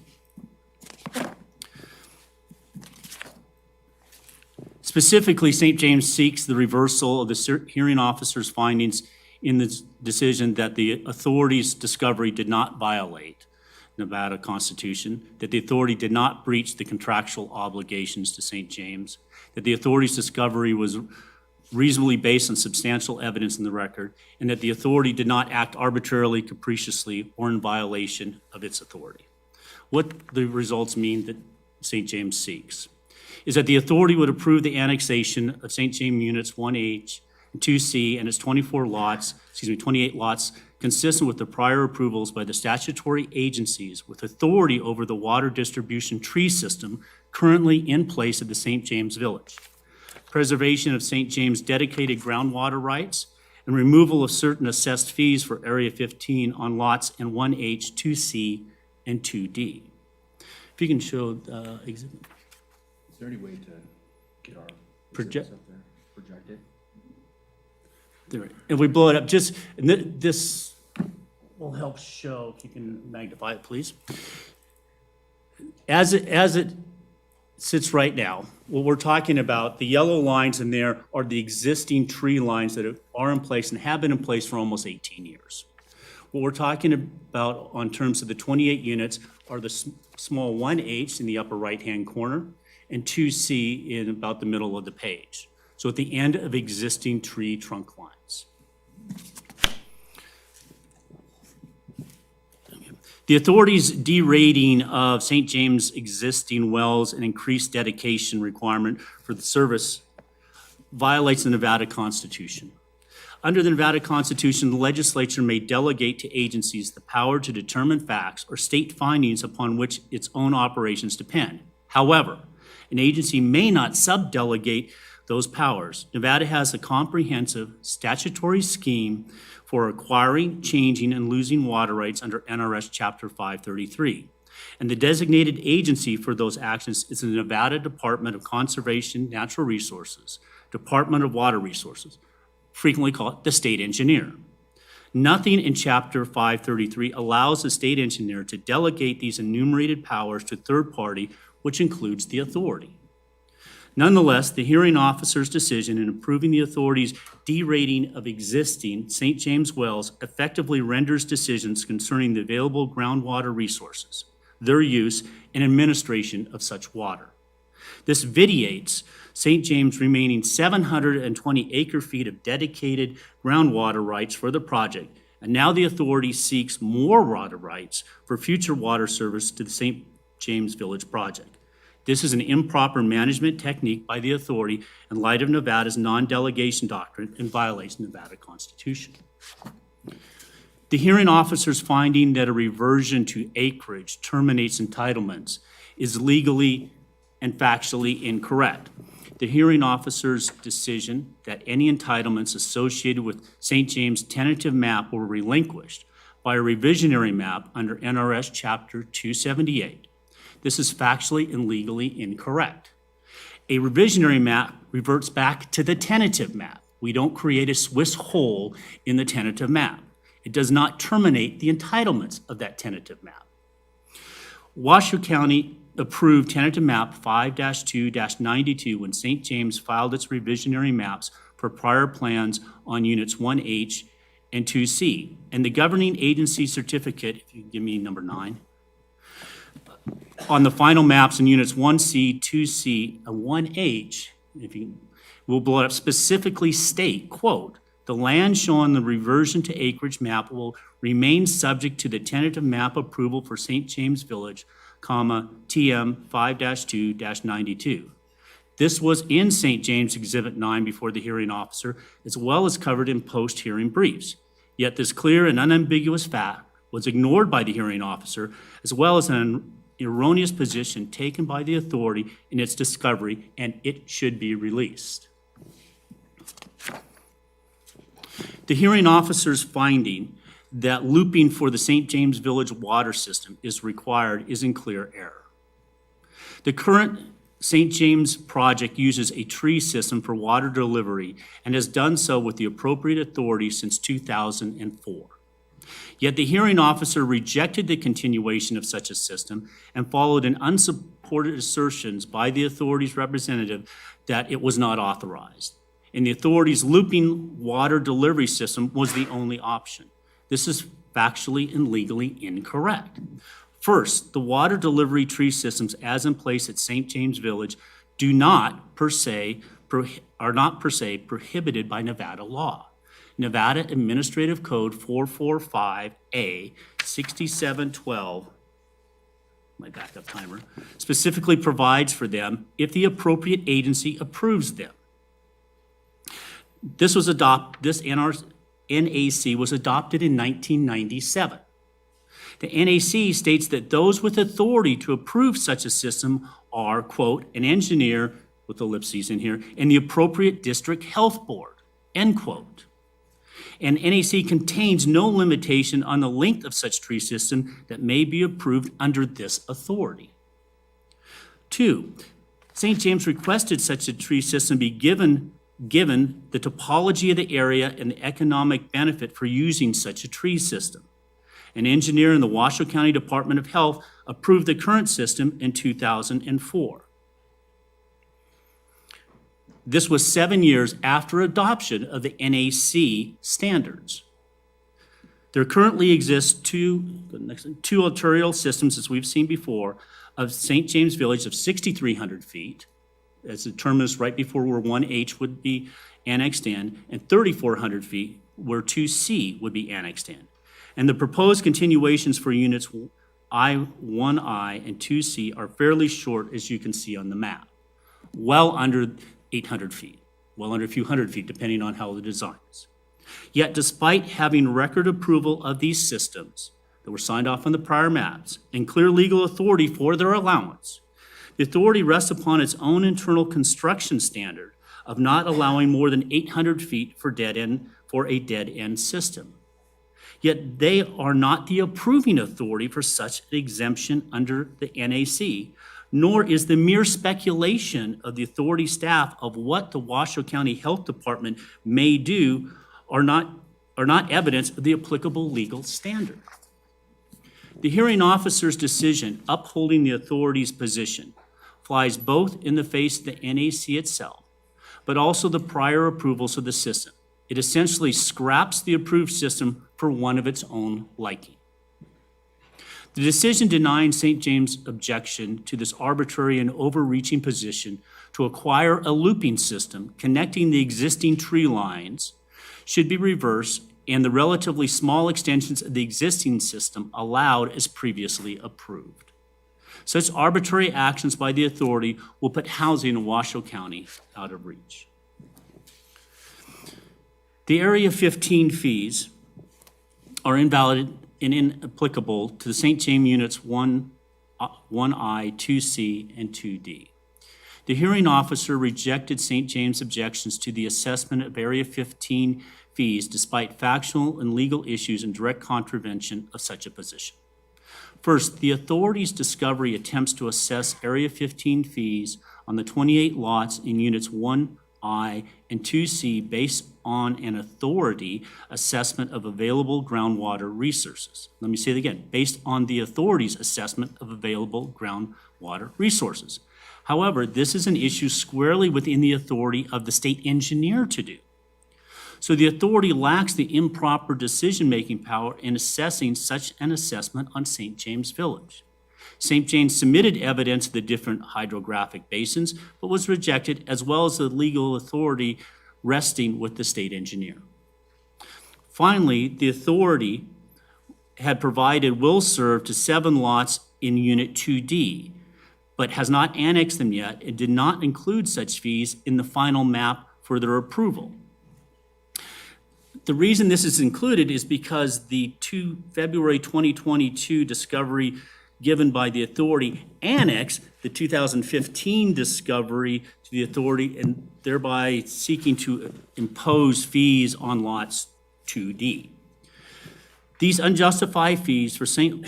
James lots are significant and have no direct benefits to their lots.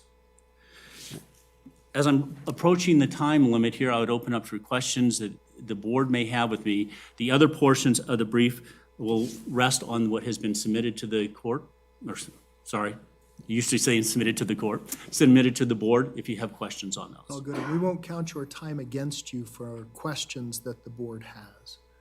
Are there any So questions? approximately 3 minutes. Yes, Ms. Breckus, go ahead. Yeah, and I might have additional, Green? yeah. Oh, I gotta hit it just right. And I may have additional questions once I hear the other part. And just precursor, I'm a city planner. I have a graduate degree in city planning. I've worked in Nevada with Nevada subdivisions since 1998, so I tackle it from that perspective. I'm not an attorney, but you mentioned a lot of areas that I do have question from my background, and maybe I have too much background. That the first question is about St. James Village. Yes. What is it? It is a plan unit subdivision that has, I don't know the whole number of lots. I'll have to defer to my counsel. Let's call it a plan unit subdivision. Well, no, there's no such thing as a plan unit subdivision. It's a common interest community, Evan Champa. And common interest community under the plan development statute. Okay, Washoe County often associates those with the development agreement that also gives vesting and rights and entitlements and supplements, sets the framework for the tentatives to come forward. Does this village have that, a side development agreement? Evan Champa for the record again. I do not believe it does. Okay, And Mr. Champer is my co-counsel in Holland Hart and dealt with most of the transactional and actual unit Okay. development issues. He handled the underlying hearing officer hearing. I get to address the whole board because there's many more of you and carry Okay. on if we have to. okay, so no development agreement, but a plan development under that provision of, I think it's NRS 278A, maybe? I can't remember. Okay, so there's that. So they were going through subdivision, subdivision, subdivision. They got to these two and went through the tentative mapping process. And that's correct? They went through the tentative mapping process, and then according to the tentative map, have been steadily creating final maps based on that tentative map. Final maps, but this reversion to acreage, did it go through, because my understanding is you have a timeline on your tentative. If you don't make it, the theory is, we're going to look at it again. It's expired, things change, the world changes, and you have to proceed with your finals in a certain time. Did you go back and re-subdivide the tentative? Because it seems like there were a common area that was created into lots, and was that done administratively? How was that done? I'm not sure about that question at this time, but I could probably find the answer pretty quick. Okay, but these tentatives went through the Washoe County mapping process for a tentative map once, Correct. but somehow some common lots were created as additional individual lots for sale, even though those didn't reflect on the existing tentative map? Some common lot areas were allowed to be created, those 8 in question? So I don't believe those may have been designated a common area under the original Bennington Court map, but then I think St. James decided to create those into their own standalone fill-in lots. And how was that done, administratively, or did it go back through for tentative map process? I would like to say administratively, but I can confer with my client to see exactly what process was used. Okay. I do have a question how a tentative map can create additional lots outside of the tentative map process. That struck me. There's a lot of claims here of entitlement rights, and I'm trying to understand the process. The second one is the reversion of acreage. Are you contending that the reversion of acreage does not keeps valid an overall tentative? What is the reversion of acreage? If it keeps a tentative valid, what is the reversion of acreage then? If it keeps the tentative valid, then what is the purpose of the reversion of acreage then? As we read through the statute, Ms. Perkins, that the reversion to acreage is, as it happened in this case, that they were close to the final maps of 1I and 2C pre-2008. They then reverted them back, and as we showed on the exhibit, they went back to the tentative map because they never completed the terms of that final. Was that done administratively? It was not clear it's not clear in the record, but I think that was the case. They filed that. Yes. So the thinking is that we had some finals, and we reverted those to acreage Yes. administratively, and then we went back to the tentative? Yes, and that's Without going through the subdivision process? That was exactly the annotation on each and every one of those revisionary maps of Washoe County, yes. How could Washoe County do that? Because by our reading of the statute, that's the way it occurs. Otherwise, you create a Swiss cheese in a larger tentative map. You don't go back and do a whole tentative through the governing Correct. body process? That's your, Correct. okay, thank you. Okay. Any other questions from the board for the appellant? Okay. All right. Thank you so much, you. gentlemen. Thank you, Mr. Hardy. Yes, Mr. Flipperelli. The record shows that Mr. Lucas stopped his presentation with 3 minutes and 25 seconds left. It's my understanding he wants that available to him for rebuttal after the agency's presentation. Yes. Thank you. Okay.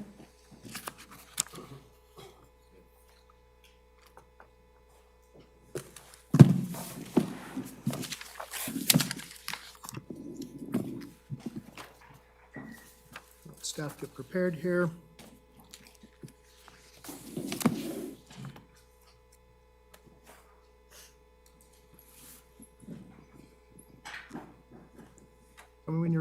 Morris. Is everything ready to go? I am ready. You ready? Okay. Would you please start the timer, Ms. Folsom? Welcome. Thank you, Stephanie Morris. And with me, I have Mr. Matt Addison on behalf of Tumwa. There's two sides to every story. What I'm going to walk you through is based on regulatory requirements, facts, data, and engineers' professional judgment. This appeal, when boiled down to its most common denominator, has to do with three issues. Capacity, meaning what is necessary infrastructure for this project, St. James, to connect to Tumwa's system, and for Tumwa to provide public water service meeting applicable regulations. The second issue is resource dedication, meaning what water resources are necessary to ensure this project can be served into the future. And the third issue is banking, not taking. Tumwa and the county before Tumwa banked St. James water rights. We didn't take them. Just like taking money to the bank holds the money. You then can withdraw it and use it later. The same goes here. The county before us, and now Tumwa, holds the water rights for use by St. James when they are ready to do it. In addition to this, we have prepared and filed fees on these water rights for some time, dating back approximately to 1992 with the county and 2015 for Tumwa, and kept them in good standing with the state engineer. At any time, Tumwa will, and has informed St. James, return those water rights to St. James, and they may use them how they choose. Before we discuss the details of each of these buckets, I'd like to clarify what is the subject of this appeal. First of all, what's a discovery? A discovery is a non-binding process that lets a developer know what infrastructure is necessary and what water will need to be dedicated in order to serve the project. It includes a cost estimate as well. If an applicant wishes to proceed, they would enter into an annexation agreement for parcels that are outside Tumwa's service area or a water service agreement for parcels that are within. Those water service agreements require that the necessary infrastructure and water rights be dedicated and built and provided to Tumwa so Tumwa can provide service. This is really important because our board adopted very early on a policy that growth pays for growth. This discovery process allows us to do that and ensure that new projects are paying for necessary infrastructure, not existing customers. There's a lot of confusion about what lots are subject to this appeal. And so I just want to orient you, Ms. Folsom, if you could please show the screen and just leave the screen showing the exhibits. Thank you. This is a demonstrative showing the 24 lots that are subject to the discovery. That's 1H above 580, sort of in the middle of the page, and 2C above 580 again, kind of to the left middle. Importantly, what is not at issue is the 7 lots, the quote-unquote infill lots. Those are shown in green. Tumwa notified St. James that those lots would not be part of this discovery process because they were no longer owned by St. James. And that exhibit in that letter is Tumwa Exhibit 4. Importantly also, there is a number of references in the materials to the Pawnee Agreement and to Sierra Reflections. Those are shown on this map, but they are not relevant to discovery, and they're not relevant to the appeal before the board. Again, moving into the process, Tumwa provided the discovery to St. James. They did not like it. They chose to invoke Rule 8 and to appeal. Under Rule 8, a hearing officer was provided briefs. She was provided evidence. She heard live testimony prior to issuing her decision. Importantly, Tumwa presented 2 witnesses and walked through in detail 30 exhibits justifying all of the decisions that were made in the discovery. And they were cross-examined by St. James attorneys. St. James presented no witnesses. St. James provided no pinpoint citations to their often multi-page exhibits to support their arguments. Moving now into the 3 issues. The first bucket, the capacity issue. The capacity issue has to do with 3 important things: looping, fire flow, and max day demand. Those 3 categories of capacity issues are important public health and safety requirements that are required and prescribed for in the Nevada Administrative Code by the Washoe County Health Department and in Tumwa's design standards. Importantly, as I walk through some of this information, Tumwa's design standards are consulted on and provided input and approval by Washoe County Health Department, including the length of dead-end mains or tree systems. So I would like to show Exhibit 30, which is Tumwa's exhibit, and I would like to direct your attention to the NAC in the third block. Importantly, it says tree systems are prohibited unless otherwise justified by an engineer.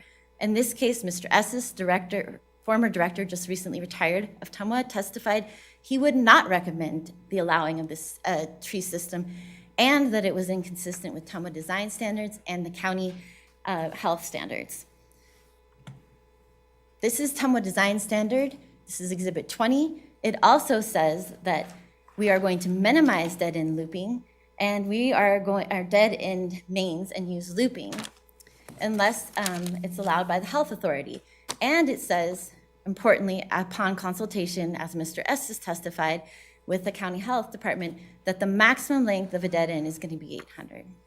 So what is a tree system? It's essentially a branch, and it has multiple it's a trunk with multiple branches. And as you heard earlier, this is what St. James is proposing, to extend the existing tree system to 1H, which is already 6,300 feet, and to extend it on the other end to 2C, which is already 3,500 feet. Importantly, Tumwa Engineering isn't saying that they have to fix the existing system that was approved by Washoe County. They're saying that they have to provide looping within 1H, not just another branch extended off of this already too long and in violation of the NAC tree system. Let's talk about fire flow. I'm not going to show you the exhibit, but both Tumwa engineers and St. James consultants agree that the fire flow necessary is 2,500 GPM. That's based on a formula that they all use, that we apply to all projects. It's usually based on square footage of lots and other things. Tumwa modeled the fire flows, and they aren't met. If you look at Tumwa Exhibit 23, the estimated fire flow at both of these proposed units would be 1,750 or 1,450, significantly below the 2,500 GPM.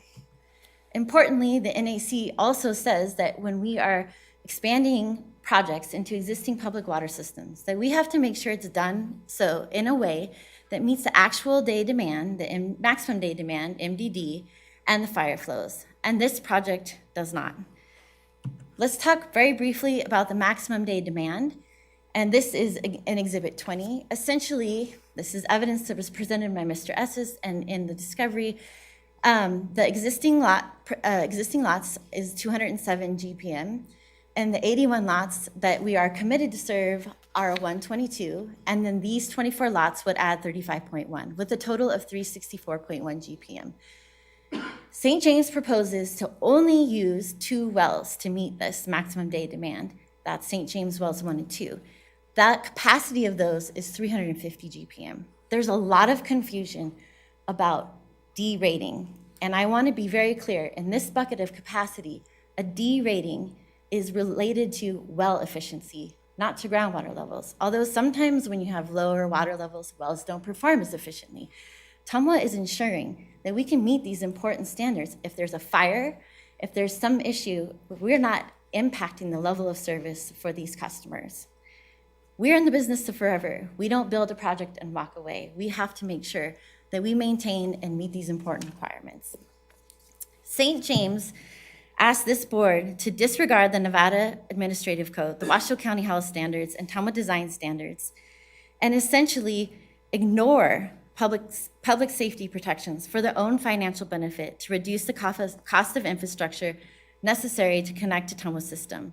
If the board finds for St. James, it would be directing Tumwa staff to disregard the NAC and to place those burdens on existing customers, thereby ignoring the board's policy that growth pays for growth. I want to turn to the second bucket, resource dedication. In front of the hearing officer, we presented Tumwa, Mr. Enlow, and several exhibits which are summarized in our brief.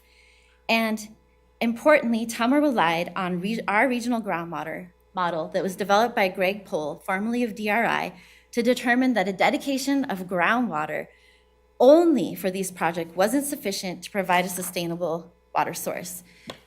Exhibit 6 essentially shows that when the county operated the system from 1994 until 2015, so looking left of this dotted line, that the water levels declined about 50 feet and that the pumping increased. That is not sustainable. When Tumwa takes Truckee River water rights, for example, as a dedication, it also requires an additional factor of water that coupled with those Truckee River water rights. We store that additional factor of water upstream, and those two rights bundled together make sure that we can serve water on a go-forward basis. St. James wants to dedicate only groundwater rights alone to serve this project because they argue it's akin to a quote-unquote island hydrology, or stated another way, its pumping doesn't impact regional hydrology. Again, Tumwa's in the business of forever. We don't look at the face value rights of a water permit and just say, yes, that's sufficient. We look at wet water and what's available in that basin to make sure that we are ensuring that we can serve water to those projects on a long-term basis. Tumwa is not disallowing the dedication of their groundwater rights, but is requiring, just like the examples of Truckee River water, that they be coupled with creek flows and that this bundle will ensure sustainable resources. Tumwa relied on the regional model, and importantly, Tumwa's regional model went back and incorporated the two pieces of evidence that St. James provided, a 2-week SERPA well test and some new faulting into our model, and it still shows that we would see water levels falling about 40 feet with additional pumping. Essentially, St. James is asking for the benefit of the Area 15 infrastructure without paying their fair share. Finally, and I went over this in the beginning in the banking, the water rights are banked since 1992. They can be returned. Tumwa is not, importantly, reducing the permit for the water rights. Rather, it's looking at whether those groundwater rights alone are sufficient to meet the demands of the project on a go-forward basis. There is no taking. I'd like to reserve the rest of my time for rebuttal. I do have one important issue related to a new argument that was raised. St. James raised a new argument that was not in their brief. It is the non-delegation authority. That was not before the hearing officer. And because the briefs were simultaneously exchanged, Tumwa has not had the opportunity to brief that issue. I would like to have some time to argue it or brief it if the board thinks that it's important. But importantly, it essentially is saying that, and it's a confusion of the derated capacity of the wells or the well efficiency, that somehow we are stepping in as the state engineer and decreasing the rights of those permits. And as I explained, that's not true. So I would request the board, if they're going to consider that new argument, to allow us the time to brief it and reserve the rest of my time. Okay. So I'm gonna give a couple of statements here, and we'll give you guys some time to rebut. The first question is this, and this may be a question not for you, Ms. Morris, but for you, Mr. Luparelli. Since there's an assertion that that there's been some introduction of issues that the hearing officer did not hear, can we actually hear those? Because what we're here to do is, if I've read this correctly, and if I've read your brief, and if I've gone through, and believe me, I've read more than I want to read. Are we here to hear new evidence, Mr. Luparelli? Can we even hear new evidence? Mr. Chairman, the answer is generally no, but there is an allowance for the introduction of new evidence if it relates to the error that was committed by the hearing officer. So, for example, if suddenly her microphone ceased working and nobody could hear what she was saying, and that led to a misunderstanding or an erroneous decision, you could introduce evidence about her microphone failed for the purpose of demonstrating the error, but you're not permitted to add new evidence related to the merits of the challenge. Okay. But, You've answered my question. okay, so I'll stop there. That's what I thought. So I'm gonna let board members, and sadly, we lost Ms. Dewar. She said she had a hard stop at noon, but I believe she's gonna try to call in until at least 12:30. Okay, all right. So let's start with some questions. I'm gonna start with you, Mr. Dare, first. Go ahead, and I have some questions also. I'm gonna bring this to layman's terms. I'm not a lawyer. So the problem, in my understanding, is that we had a group come to Tumwa asking to be a part of our cycle of what we do. We gave them what seems to be our normal protocol, according to what you just shared. They didn't like it. So now that they've come back and said, here's where you don't have the authority or the rights to do this, and so pushing on that required a hearing. And now they're still wanting to get into what we do, but they want to do it on their terms and not our terms. Did I put that into a bottle correctly? Am I missing something? Stephanie Morris, for the record. That's correct. They want to connect to our system. There is one of the units is annexed in already, and one is not, but neither have water service agreements, and that's where the commitments for the infrastructure and water rights dedication would occur. So even though in the record it shows that we have had multiple iterations of submittals by St. James beginning in 2015 for larger projects, and we have provided annexation agreements, but they have never signed those and moved forward with the project. So for the one that is connected to Tumwa, did they follow things then? Did they do what we asked, or do we just? The area was already in our service area, but they never applied for service or executed a water service agreement. Okay, a couple other things. So I think I got the gist of, man, I could help you all out. That was a lot easier what I said, I think, than, I'm just kidding. So, a couple I don't things. think you are kidding. I'm not kidding, actually. What, do they not have the water rights needed for what we're talking about here, or they just don't want to do it? Do we know that? So there are water rights, they're groundwater rights, and it is water that has been banked with Washoe County. They have the water rights, but they are not sufficient alone, in our opinion, to serve that area. They need to be coupled with the surface water rights, the creek rights, and that's the Area 15 fee that the board adopted.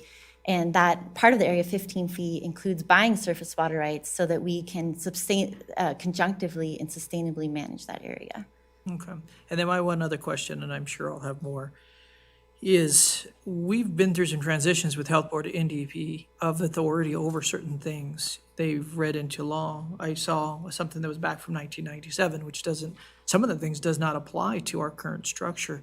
Is this falling into that jurisdiction when it says only the Health Board can do this? I serve on the Health Board, by the way, just if there's a clarification needs to be known. But I know for a fact there are things we do not do anymore on this area because NDP has lined us up to what we do in the South. Am I accurate on that? It's true. Yes, what's happened is, again, we work with Washoe County Health, and they look at our standards for these public health and safety purposes. And they, in some of the ILA with Washoe County, some of that was delegated to Tumwa, but in terms of the 800-foot in our rules, that comes directly from Washoe County, and that was provided in testimony by Mr. Estes during the So hearing. my last question then with that, so what you have proposed and asking is also being asked and proposed and being asked by the Health Board, or are they agree, which side of this does the Health Board agree with? The Health Board has said that 800 should be the longest dead end made. And the reason is it's largely for cul-de-sacs. I understand. Thank you. Ms. Breckes, go ahead. Yeah, I want to go back to those curious 8 lots, the common units, what I saw, 8, 7? 7. You said they're outside of this discovery. Is that in dispute with the other party? I believe that that was part of their appeal in their brief. Okay. And it's Those lots have been finalized, obviously, because they've sold hands, and you can't transfer hands until you have a lot created through a final process. But the reason that they are outside of the discovery process toward Tumwa's position is They are no longer owned by St. James. They ownership. sold those lots. Ownership. And so under your parameters, if someone comes in through discovery, you sign all the people who are owners in discovery, and they did not sign that these lots were owners in this discovery, parties in this discovery. Is that a correct statement? Yes. Okay, thank you. Those people can go through their own discovery process for their legally created lots, presumed. So, okay. Now let me ask you something else. This brings up a lot of interesting questions for me. Tentative maps. When a tentative map comes through, the governing body, distributes the map to all the different agencies. What's your input? Some of those then have a signature line on what we call the jurat, the plat.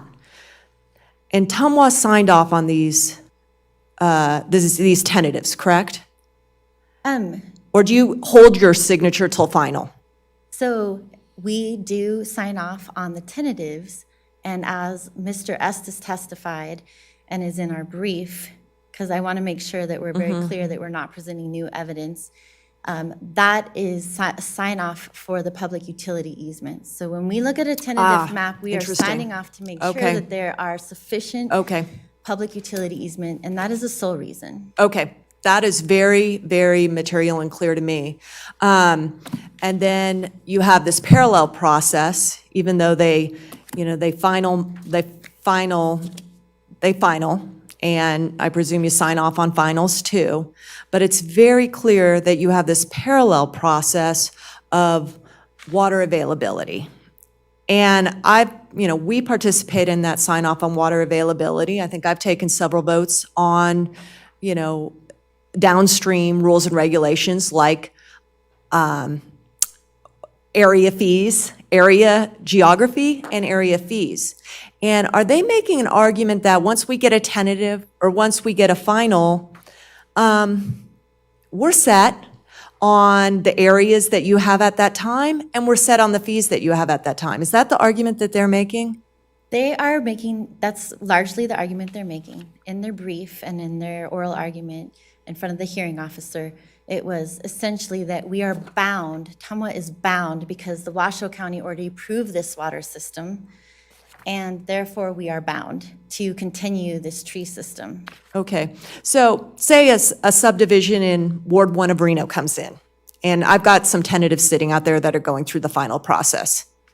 And say we redo our fees for that area or even the boundary for that area.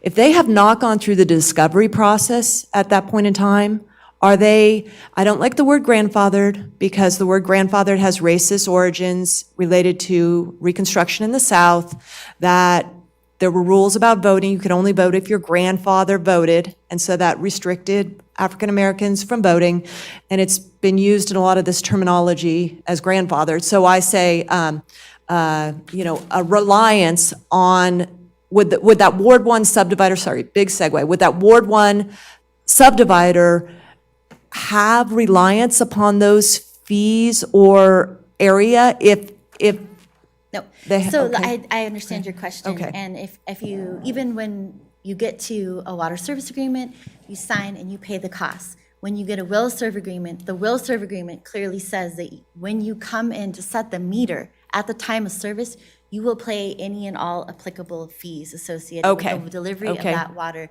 So it doesn't lock it in, and it's very clear as we work The through our timing of the system. fees. Okay. So, I mean, well, I'll ask them the follow-up because it seems like the arguments are trying to rely upon a statutory framework to give rights that are very routine to our operations of fees and, our other regulatory authorities. Is that kind of the heart of the argument that the issue is about?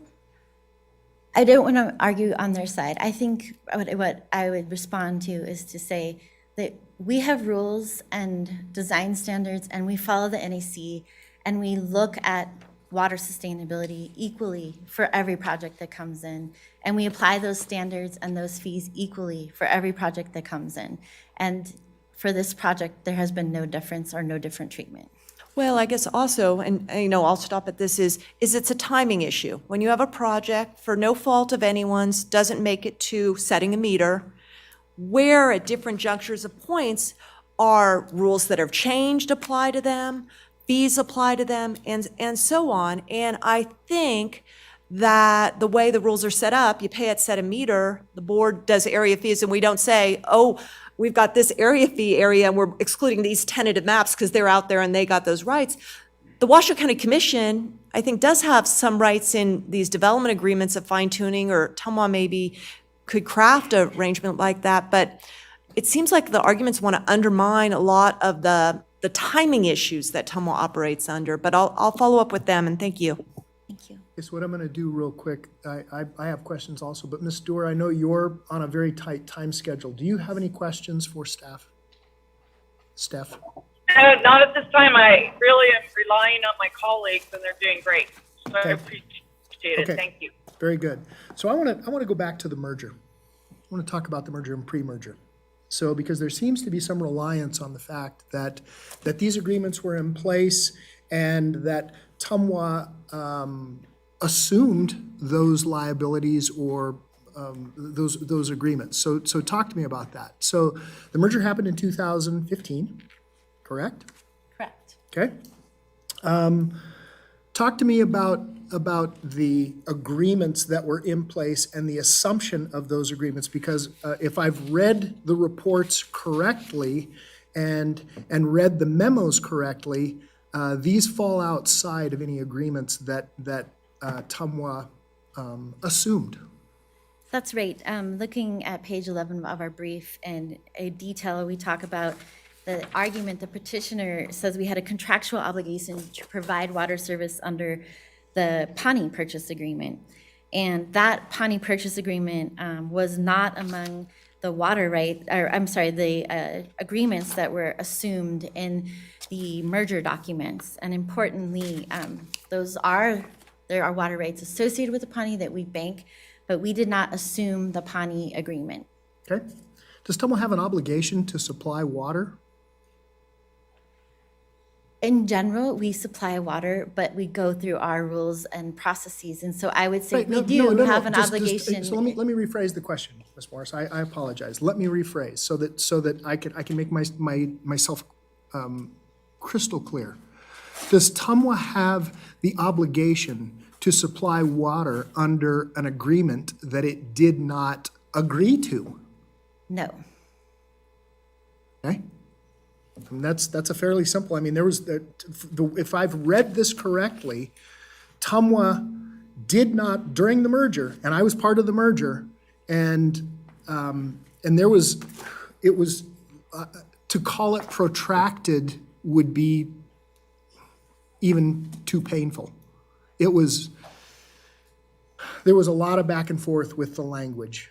And so I know that especially with STIMGID and you know that portion of the merger, there was a lot of very specific language that was put in to the contractual arrangement and the combining of those resources. Yes, and if I could, even if we did assume, which we did not, and I think that is crystal clear in the evidence we've provided, that Pawnee Agreement, and this is in our brief, it says that the Pawnee must comply with all valid water service for any project based on the water rights and at the time that they come in. So it didn't grandfather. It did not. It's not a Did legacy not attribute. restrict. It did not hold or reserve or say that there were water rights or that could be used without any other restrictions by the county. Okay. Hold on, just, okay, no, It's pertaining to. yeah, go ahead, Mr. Dare. Go ahead, I apologize. In our history of what we've done, is there another situation like this that that Tumwa has turned around and offered what these people are asking at this time? No, we don't not comply with the NAC Just- or our rules and Just procedures. very factual in the sense that we have other people that merge, you have other things that have happened. Is there some precedent that somebody should be able to come in, set aside policy and say, you should treat me differently? No, that's why we have rules Thank you. and rates. Okay, so as I read through everything, and this is interesting, and this is something we've learned along the way. Water rights, oh, you have water rights, but there are two distinct differences. And this has been pounded into us, and that distinct difference is, yeah, you may have a paper right, but that doesn't mean the water exists. And so what we saw in the Galena Fan, and I'm not going to defend what happened under the Department of Water Resources, under their holding of this area, we saw the Galena Fan drop precipitously. You mentioned 50 feet. I recall some 80 feet in depth that the Galena Fan dropped. And the reason was, and this is not a fault, the reason was, as I understand it, I was not part of the county at that time, although I was involved in the public process only in Spanish Springs, and we had the same issues. We had no surface water available for growth in Spanish Springs, which forced the developers in Spanish Springs to bring surface water in to stabilize the water resources out in that valley, okay? The only real recharge in that valley is the Ore Ditch. That's what really recharged that valley. We don't have that same situation on the Galena Fan. And so to Tumwa's credit, we've tried to rehabilitate that fan and stabilize that precipitous drop. So I see this as having two major components, and you can sift through all of this other stuff, but the two components, in my opinion, are water rights, okay? And even though the water rights, you may have water rights, does the wet water actually exist? And not so much exist, to fill a cup. Does it exist so that it sustains itself? Is it sustainable? Because that's really where the rubber meets the road. Is it sustainable? What's the perennial yield? And then the infrastructure that gets put in along the way. And look, I'm going to be very, very clear on my position on this. I'm not going to make this a secret at all. I do not want to see ratepayers put in a position to have to fund development because things have been hanging out for, in this particular case, I mean, I looked back and I saw, the year of 1990 and 1992. So, we've been out there for 30 years doing this. Tumwa was very clear, in my opinion, in 2015 when it assumed these obligations to say, okay, we're going to provide water service to these outlying areas, but these are the rules under which we will engage that service. So when that happened, we applied new fees and et cetera because we recognized, that there was additional resources that were needed to stabilize what our assets are in those particular areas. And all of that in history and all the evidence we relied upon is in exhibits, but it's also on page 3 of our brief where it goes through all the history Yes. of that you just described. Yes. And I would also just note that, as to your kind of question, a permit is not a right to use water. A permit comes from the state engineer to go out and put water to beneficial use, and then you prove up on that beneficial use. So having a permit is not the ability to use it. You have to put it to beneficial use. In this instance, we have permits that have been banked, and we've been filing extensions of time. They have not been proved up because St. James hasn't come in to take them out of the banking and put them to beneficial use. At that time, the state engineer would make a determination as to what the quote-unquote wet water is. Right, okay. Any other questions for staff at this time? Ms. Breckus? No. Okay, Mr. Chairman, that one procedural matter. please. At the end of the hearing, toward the end of the hearing officer's proceedings, she expressed some interest in the question of reversion to acreage, and she asked for an explanation from the parties about what that meant. And instead of getting into it in depth at that moment, she authorized the parties to submit supplemental briefs on the issue of non-delegation. Okay. Or, sorry, on the issue of reversion to acreage. Reversion, okay. I think I heard the agency counsel say that in addition to addressing reversion to acreage, the appellant addressed the non-delegation legal issue, which involves whether TUMWA can make decisions that that the appellant thinks reside with the state engineer. So you have to decide whether you want to get into that, whether it matters to your decision. I think Ms. Morris has said she's prepared to brief it if the board is interested in it. Okay. But before you decide that, I think you need to decide whether you think it's relevant or material to the decision that you have to make about whether the hearing officer's decision was erroneous, unconstitutional, outside her authority, contains clear error, and all those things. Okay. May I ask a follow-up question? Yeah, and I have some other questions as well, so. but And hold on. likewise, Mr. Chairman, when Mr. Lucas gets up here, he should have an opportunity to address the appellant's position on that issue of the supplemental briefs to this board. Chair Hartung, could I make a clarifying, just very briefly? I'll allow it. It is not in this, this non-delegation issue was not briefed before the hearing officer at all. It appeared for the first time in the appellate brief that was submitted to this board, just for clarification for the record. Thank you. Okay, so I think, Mr. Derrick, do you have, okay, I thought you had a question. I want to come back, and I'm going to let Ms. Brecka speak here, but I want to come back to the length of these trees and how Washoe County did it a number of years ago versus what TUMWA's standards are now. Ms. Breckus. Yeah, about this reversion to acreage,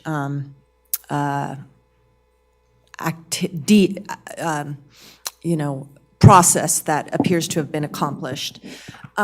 What I thought I understood that reversion to acreage was only to these disputed 7 lots. Is that correct, or was it was the tentative land, the lands that were tentative? It applied to several maps, and it included the 2 units that are before you on this appeal. Okay, The map so they, reversion.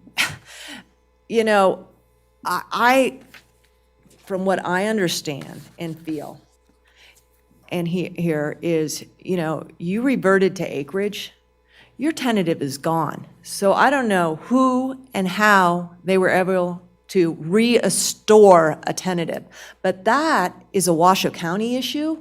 And that's why I did right out the chute ask about, do we go back and redo a tentative? I think this body can put it aside, is my view, because we can presume that it happened, but I don't think it's material to the issues before us of if we presume we're going through the discovery process, we took an application for a discovery process, that's where I think we should narrow our focus. But if it does, the body wants to get into it more, I want to understand the record of how Washoe County went through got to go back and reclaim a tentative map. I mean, who gets to go back and claim a tentative map? Someone reverts to acreage 5 years later, 8 years later? I could not see that. And they are claiming takings here. And, are they, in my view, are they making takings claims on rights that were under a procedure that I don't understand how they got to go back after reverting acreage to any portion of a tentative. So I think we can put it aside, but I think it's worth noting. Okay, thank you. And Chairman? Hold on just a second, Mr. Luparelli. Okay. I don't disagree, Ms. Breckus, but what I would remind everyone is Washoe County is not on trial here today. Well, I have some. Okay? I'm just Already judged them. pointing that out, that we're not a party to what they're asking for today. Mr. Liparelli. So I'd like to offer some thoughts about reversion to acreage as board counsel today, and then the parties can disagree with me or say whatever else they want. The importance of what we're calling a reversion to acreage is the elimination of the legal lot. A final map is the device that creates a lot that a developer can sell. And before you can get your final map, you have to demonstrate compliance with all the conditions imposed by the tentative map. We use this term reversion to acreage because Chapter 278 doesn't have a better term for it. But in the recession, lots of developers found themselves not able to continue development of their properties because of the costs involved in carrying their financing, in installing required improvements, and meeting the conditions of approval. So the device that lots of local governments used during that time was to take the pressure off of developers by saying you don't have to submit your final map in compliance with the tentative within the usual timeframes. And in addition, some developers chose to say, we're going to take those lots away. They no longer exist. So in order to create lots that could be developed and sold, they'd have to come back with a new final map that's in compliance with the terms of the tentative map.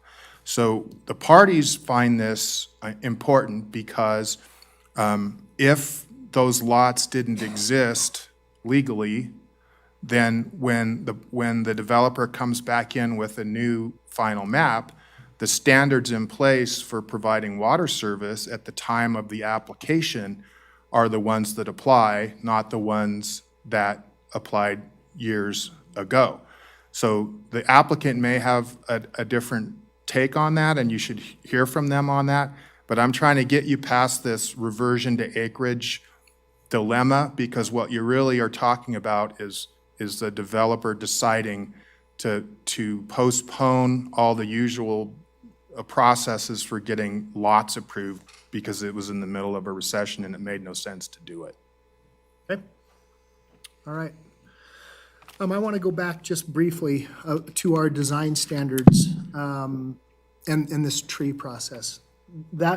So if I've read the staff reports correctly, prior to Tumble merging with Washoe County, Department of Water Resources between 1994 and 1997, they had several maps, and we used this tree process.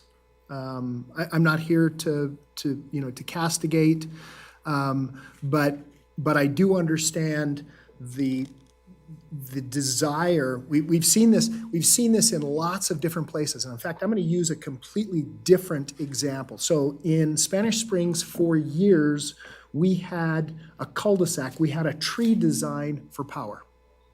We had one power line going out there, and if anyone interrupted that, somebody hit a power pole on the highway, which actually happened, the whole of Spanish Springs went dead.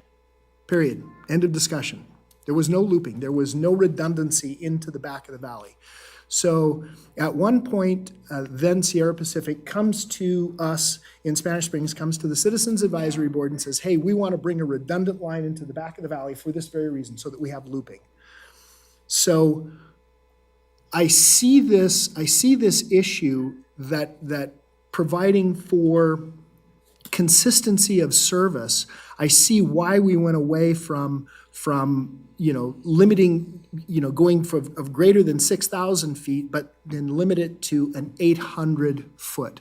So from a design standard and a fire flow standard, just talk to me briefly about why Tumwa went away from that tree process and why we're using a completely different design standard now.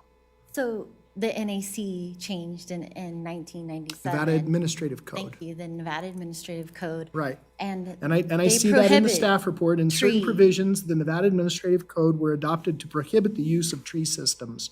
NAC 44A.6712.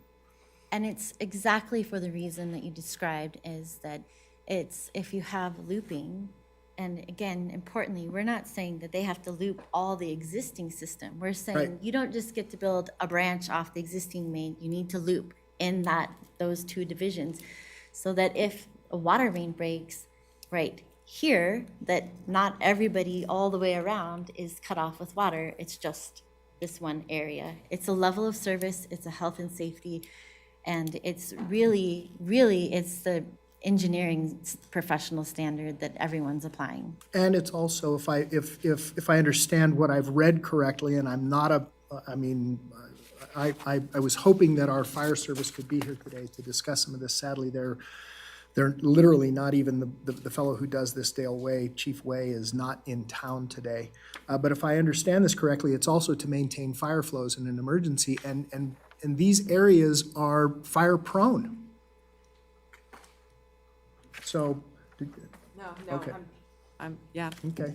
So, any amount of water that we can maintain out there is, it's crucial. And so I understand why we've established these standards. That's what I'm trying to get to, is why the standards were established to begin with. Okay? So here's what I'm gonna do. Any other questions for Tumwa staff? Mr. Anderson? Actually, just want a clarification on the exception on the tree and the tree length. As I understand it, the exception has to be through the health department, and they have to specifically approve that extension.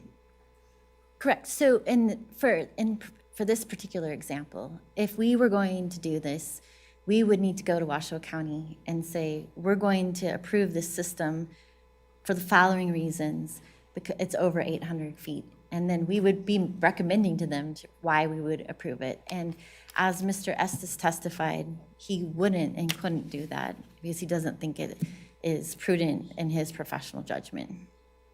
And so I just want to make sure I'm clear on the process. It's actually Tumwa that makes the request.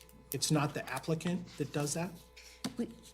It's kind of in our discovery process when we're designing water systems, where it's a lot of back and forth. And so, in my experience, it would be us, and we would be asking for it and justifying why to the county health, because they have told us in approving that 800 that's the standard.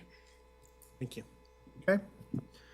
All right, so if there are no other questions or objections, what I'm going to do is I'm not going to give Holland and Hart, Mr. Champra, and Mr. Lucas 3.5 minutes. I'm going to give you 5 minutes.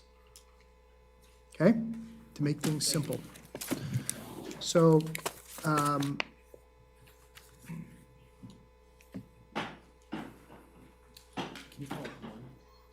I would call it a podium is yours, but it's a desk here. Hey. We didn't judge Washoe, you said, don't judge Sparks. For the lack of a podium. Yeah. I'll dive down as the discussion occurs. Thank you. Okay, tell us when you're ready.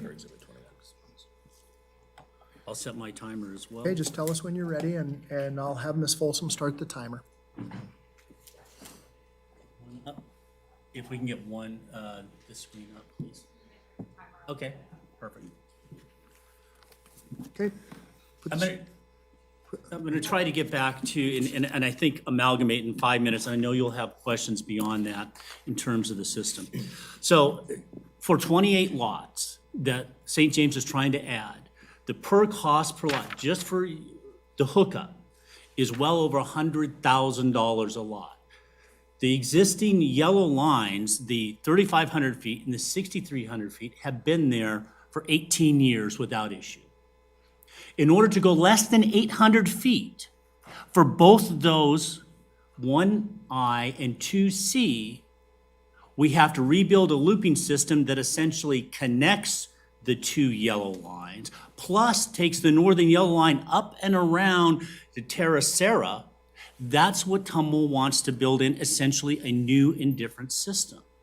The issue about the existing tree system was approved under the appropriate standards at the time, which are also, as Tumwa just told you, the same exact standards. We're not asking them to approve 6,300 and 3,500 feet. Those are in place and those have been approved. It's only the small stubs to pick up the 28 lots, the very small portions that would have to be added. The issue about the revisionary maps and the tentative map was as Mr. Liparelli, I think, described it fairly well, is times were extended, but rights that were under the tentative maps continued. As I showed you, and we showed you on Exhibit 9 here, each of the revisionary maps were recorded. Washoe County stamped them. They're the ones that control the tentative maps, and said when revisionary maps to acreage came in place, they reverted back to the exact same tentative map. Now we get to the larger question of flows and issues.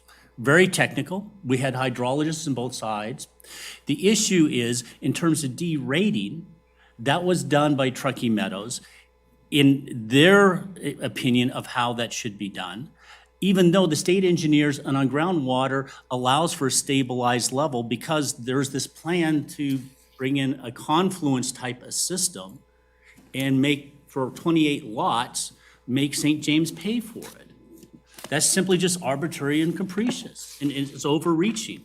We're asking for small, short extensions off of existing lines that have serviced the St. James neighborhood and the hundreds of homes up there for the last 18 years without issue. Without issue. Yet, to add less than 800 feet, the stub ends on both those lines, we got to pay well over $100,000. The initial, if you recall from the briefs in the attached exhibit, the initial one was almost $200,000 a lot. No developer, growth will stop. Nothing will be done. And that's where the bits and pieces we have as the proponent, when we face a discovery, are looking for an accommodation from Tumwa to allow essentially 28 lots to go forward under the existing systems that don't have errors in them. Tumwa wants to redesign the whole area and put it on the backs of 28 lots. The authority says, well, you can take back their water rights on the Pawnee one. It was recorded in our brief. It's a covenant running with the land, the Washoe County. So in all due respect, this board may say, well, Tumwa doesn't have the authority, so if we have a right, we should sue Washoe County. Because Washoe County said you'll have a right to have the water service there. That was part of the original agreement. The 720 acre feet are a significant dedication, and in the upper right-hand corner, it was not only the acre feet we donated, we put in the wells, the storage tanks, and all those were transferred over to Truckee Meadows as well. Well, eventually the county and then Truckee Meadows as part of this system. The question's like, well, you didn't call any witnesses below. Calling a witness and saying, well, I think the court reporter will say X is not evidence. That's hearsay. That's basically you saying what somebody else would say. Even though we had the signatures of the health department on this tree system, and they have not changed. And we're not asking for more than 800 additional feet onto the existing systems at all. That should not cause any issues.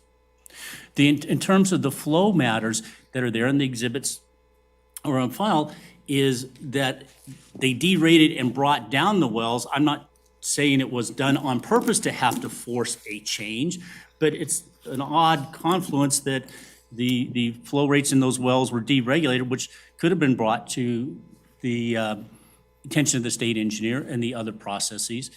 And St. James would just like to move forward on these particular lots, consistent with other users. Questions? Okay.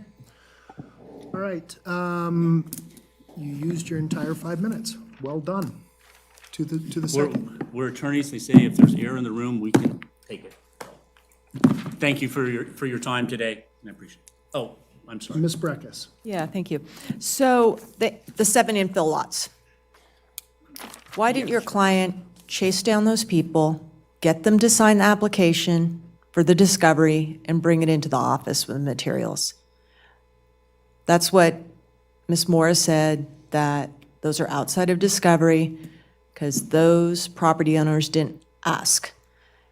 It's not uncommon in these development issues for, to have multiple pages of ownership affidavits? Why didn't those come in with the packet? We were attempting to wrangle up, so to speak, all the lot owners, and we're working consistently with them and also speaking with Tumwa's council. And once Tumwa's council figured out that St. James no longer had any ownership interest in any of those lots, ceased all communications with St. James. Okay. I don't know how to say that. I mean, sometimes parties are at cross ends, and that's why signatures won't be given. That may be happening, I don't know. But putting an application packet together is pretty clear how you do it, and I don't see that Tumwa can dialogue about lots where they don't have an ownership affidavit to go through the discovery process, or any other process, or any other government body. So, but I wanted to get that explanation. Now, this concept of delegation of state engineer authority, I did not get that. Can you restate that? Sure, and I'll be happy to. And well, I think it was covered in some of the oral argument. It may not have been as clear. I'm not opposed if the staff attorney for the authority wants to supplement that, if the board would like to read what their response would be to that. The issue in terms of the delegation of authority is that derating and taking off the wells for St. James, which was from their water rights, should have been a call of the state engineer and not Tumwa itself, because then it effectively cuts off the use of St. James groundwater rights. Okay. That's interesting, but I see it as a component of their discovery process and decision how they're going to, provide the water to y'all. I think that's a good argument to make. I would probably make that argument, but I don't, and I'm not an expert on state engineers, regulations, but to me, what they're doing with the wells is just a part of anything they do with some land that had some improvements on and other, water relationships. So I'm not compelled by that. I would answer there too, the NRS provides for more aggressive pumping than Tumwa wants to do as well. They choose not to. They could still utilize it. They don't want to use the wells because in a broader plan they have, but Let me ask one other question. St. James, we could. Let me ask another question. You made this economic statement that, the discovery is assigning a high cost to all these lots.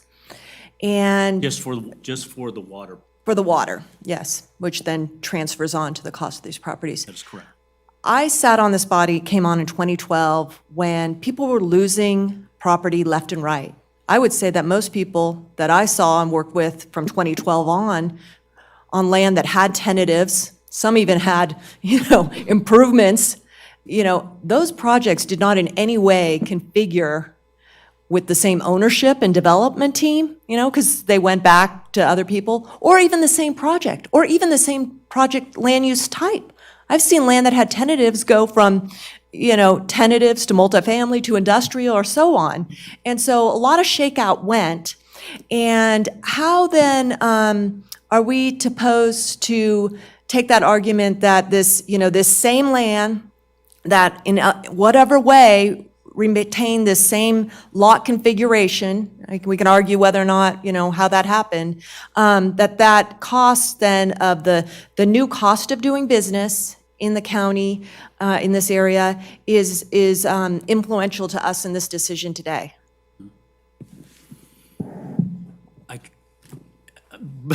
Beg my pardon, because I tracked you all the way to the very end, and then it took a little bit of a right turn that I. The argument was it's a high cost. It's a high cost. Yes. But the history of land coming out of the recession was that those costs were absorbed internally into different product. You've got the same product here, and that was here, pre-recession, and we've seen land go in other paths. Costs are internalized. They're not, one given of relief, regulatory relief. If I'm tracking with the question and where it was coming from, is the issue that because the lots are similar, substantially similar to what they were in the revisionary map, the one that was taken off, that would they have had the same cost back then as now? I don't know the answer to that. It wasn't, to me, it wasn't clear that was in the record. We just know now that the initial proposal, which was pushed back against, was in excess of $4 million for 28 lots.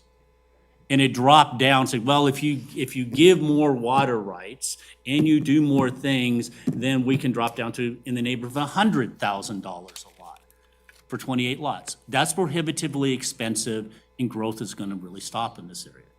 Now, I suppose land could skyrocket in value, so I'm not gonna say it never would be developed, but it's essentially put a stopper in it right now. On a system, again, if I go back, that's been in place for 18 years and are small extensions off of it. We want to redesign the whole thing and put it on the backs of those 28 lots. Okay. Mr. Dare. You mentioned that the health department, and I'll check on this, approved this, you said. Now, you're talking approved this a long time ago? Or are you telling right now that, because what I just heard from Tumwa staff, or Tumwa, our lawyer, there is that is not approved, and they did not agree with it, but you just said that they did. They had signed off on the prior ones, and the indicators that we had from our consultants is that they would approve the short extensions on these current tree systems. When did you have this, like right now, you have indicators, you believe that? Are you basing that off of something that happened years ago, an agreement you had with Washoe County? Both pieces. One, the current system had the approvals in place. Because here's my concern. And then the last extensions that want to be there, Mr. Deere, is understand from the land use consultant, the hydrologist, is that they would approve these short extensions. They're less than 800 feet. And I can understand, see, you say that, but I serve on the health board, so I know what we've done to people in the name of health and safety. And so I'm going to tell you that doesn't actually line up to when we go into a place and make them put a sink in that they can't have room for, and we go, you got to put a sink in. It's the law. It's safe. It doesn't line up to what I know. And we do that to existing customers at this moment. And so those kind of things happen on a regular basis where we have things change and people need to change with it. I fear that you have an understanding of somehow that you had an agreement with Washoe County years ago that you're holding on to. And I'm just being straight with you. That doesn't, I mean, I can tell you example after example in the midst of our zoning and codes that, believe me, there's people who get angry about it, but that does not hold up when there's a transference, when there's a change. There's no protocol for that. I can tell you from homes going in and people lost their view. I can go to different conceptual things. And so looking at that, that's one of the things. And the other thing, I feel that sometimes things you've said, you have a level of what you're willing to do with water that maybe our policies in Tumwa aren't, but you don't have the same responsibility we do. You have a responsibility to try to get these things built. These policies have a responsibility to protect our community, and so be aware of that as you're speaking. I only say that because you're talking about, well, we could go deeper in the wells, we could do this, we could do this. There's a reason that we don't do some of the things we do as Tumwa. It's important that you realize that. No, it doesn't escape me, and in all due response, I don't represent all of Washoe County. I represent my client's interests, and do they have a legal right to do these and request this decision from the board? Yes. And as Mr. Liparelli told you, it's an exhaustion of administrative remedies before we go to court. I understand. So I understand. Well, I appreciate it. I just, and some of the things you shared with me, it almost seems like, well, it's almost like we're being overreactive. Tumwa's policy is overreactive. I've lived here all my life, and so I know, and I've watched growth happen. I've watched water, explode in terms of becoming a very important issue in our community. Thank you. So I appreciate that. Thank you. No problem. All right, I have, did you have something to say, Mr. Liparelli? I'll go after you, Okay, Mr. Chairman. thank you. So you said that, I'm gonna back up here to Washoe County. And I just briefly read this, but do we have the right to ask the stenographer to repeat something, Mr. Liparelli, if necessary? Probably not? Okay. You probably could, but you may have to give her a minute to go back and find it. Okay, I understand. Okay, so I won't put you through that. If I heard you correctly, you said Washoe County said that you had the right to water service. Am I correct in that? The Washoe County, Under the covenants, under the Pawnee Agreement, I think there, which is in our brief at the end, there's a covenant that is running with the land. Okay. When that came over to okay, Washoe County. so I'm With the not exhibit I'm not number. gonna dispute that. Did they tell you what the price was gonna be? Because I wasn't there, no. my stockbroker said that I could buy Microsoft in 1984, and that's what I want to buy it at. I wish I'd bought an Apple when it first came out. You and me both, right? I wouldn't be sitting here. I'd be on an island. But I digress. So I don't think we're saying that you don't have the right to water. I think it's just the question, and it comes back to, if I'm understanding the argument correctly, Tom was asking you to build to a certain standard, to the current codes and to current standards that Tumwa has established. I would argue that those requests are above and beyond. But yes, that's the request. I'm not saying that there's no way, no how that you can ever have water. Okay, good. I think that's important. Then you also mentioned that the health district has said to you that that they're okay with this. Who No. told you that? At the health No, district? that was not, I have not spoken with anybody from the health department. Well, that's In what the you con- said. You said that they. No, that- I said the consultants was hard, had spoken with, and they hadn't indicated that the health department was okay with that in the current one. But, I'm just- I'm trying- which I'm was just similar trying- to what the Tumwa staff said, well, I think they would say no.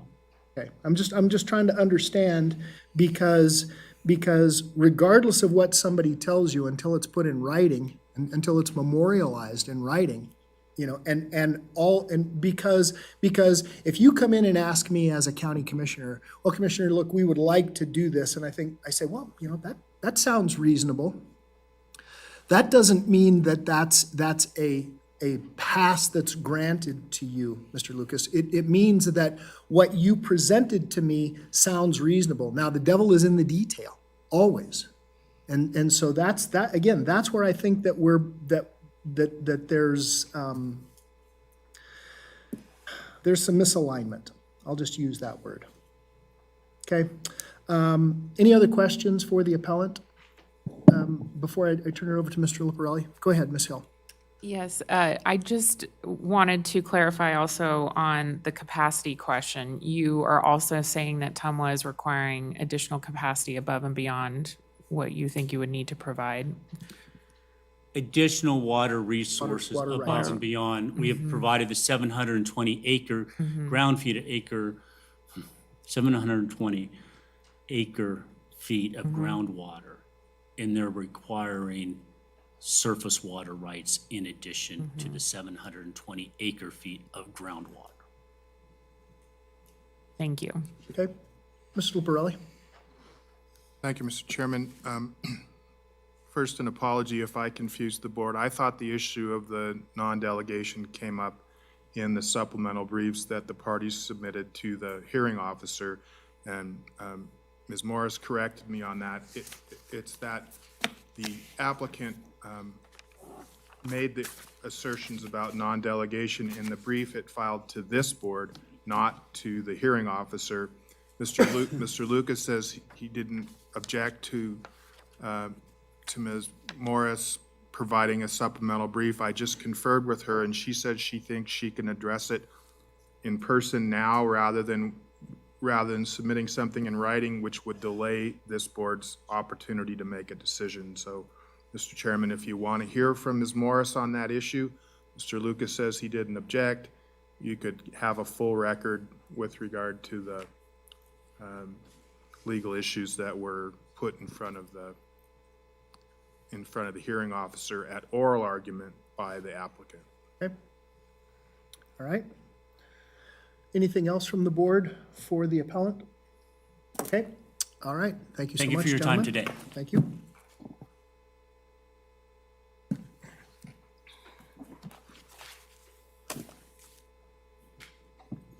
Chair Hartung, I also asked, I reserved, I think I had 2 minutes or You had 2 something minutes, for 2 rebuttal. minutes, 45 seconds, that's correct. I'm going to also give you 5 minutes, Ms. Morris, out of, I think everybody's gotten plenty of time to make their arguments. Just want to pull up something quickly.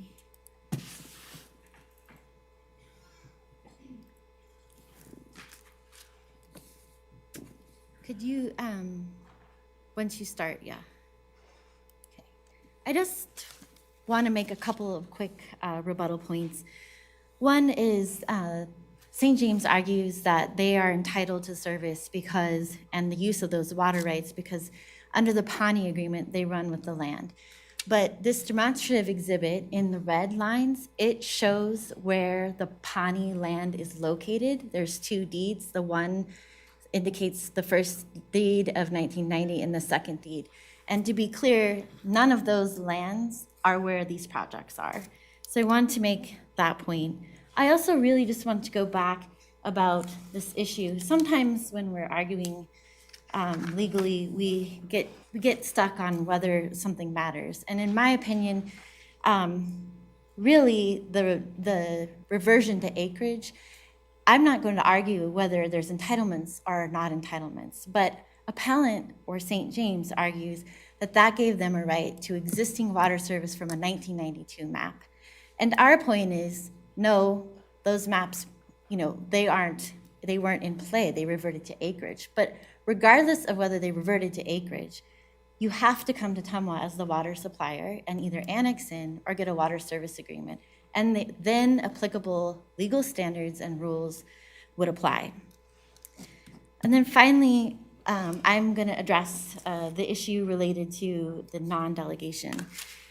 And I will be fairly brief. I did talk a little bit about water rights and permits and the face value versus what actually gets put to beneficial use. But I want to go to petitioner's brief, and the crux of their argument is that the hearing officer, that respondent Tumwa agreed, and the hearing officer agreed that NAC 445A.6672 provides respondent with the power to effectively render decisions concerning the available underground source of water and manage the use of administration of such water. So it's really important, I think, to look at what that section is. And again, unfortunately, there's a lot of confusion about capacity, meaning well efficiency, and resource dedication. So they're not even arguing that us saying that the resource isn't sufficient is the non-delegation. They're saying because our engineers have looked at the wells and how they have produced and the age of the wells and derated the capacity for well efficiency, for pumping efficiency, that somehow the state engineer has delegated us authority and we've sort of usurped their authority.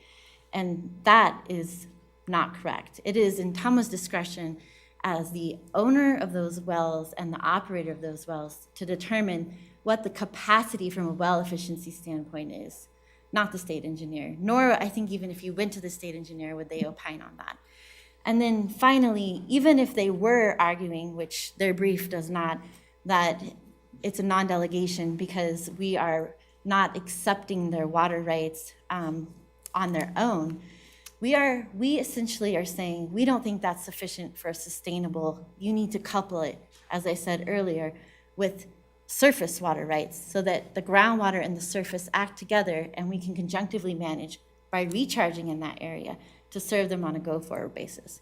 We aren't devaluing their water rights. And at this point, as I mentioned before, they are only permits. They have not been put to beneficial use.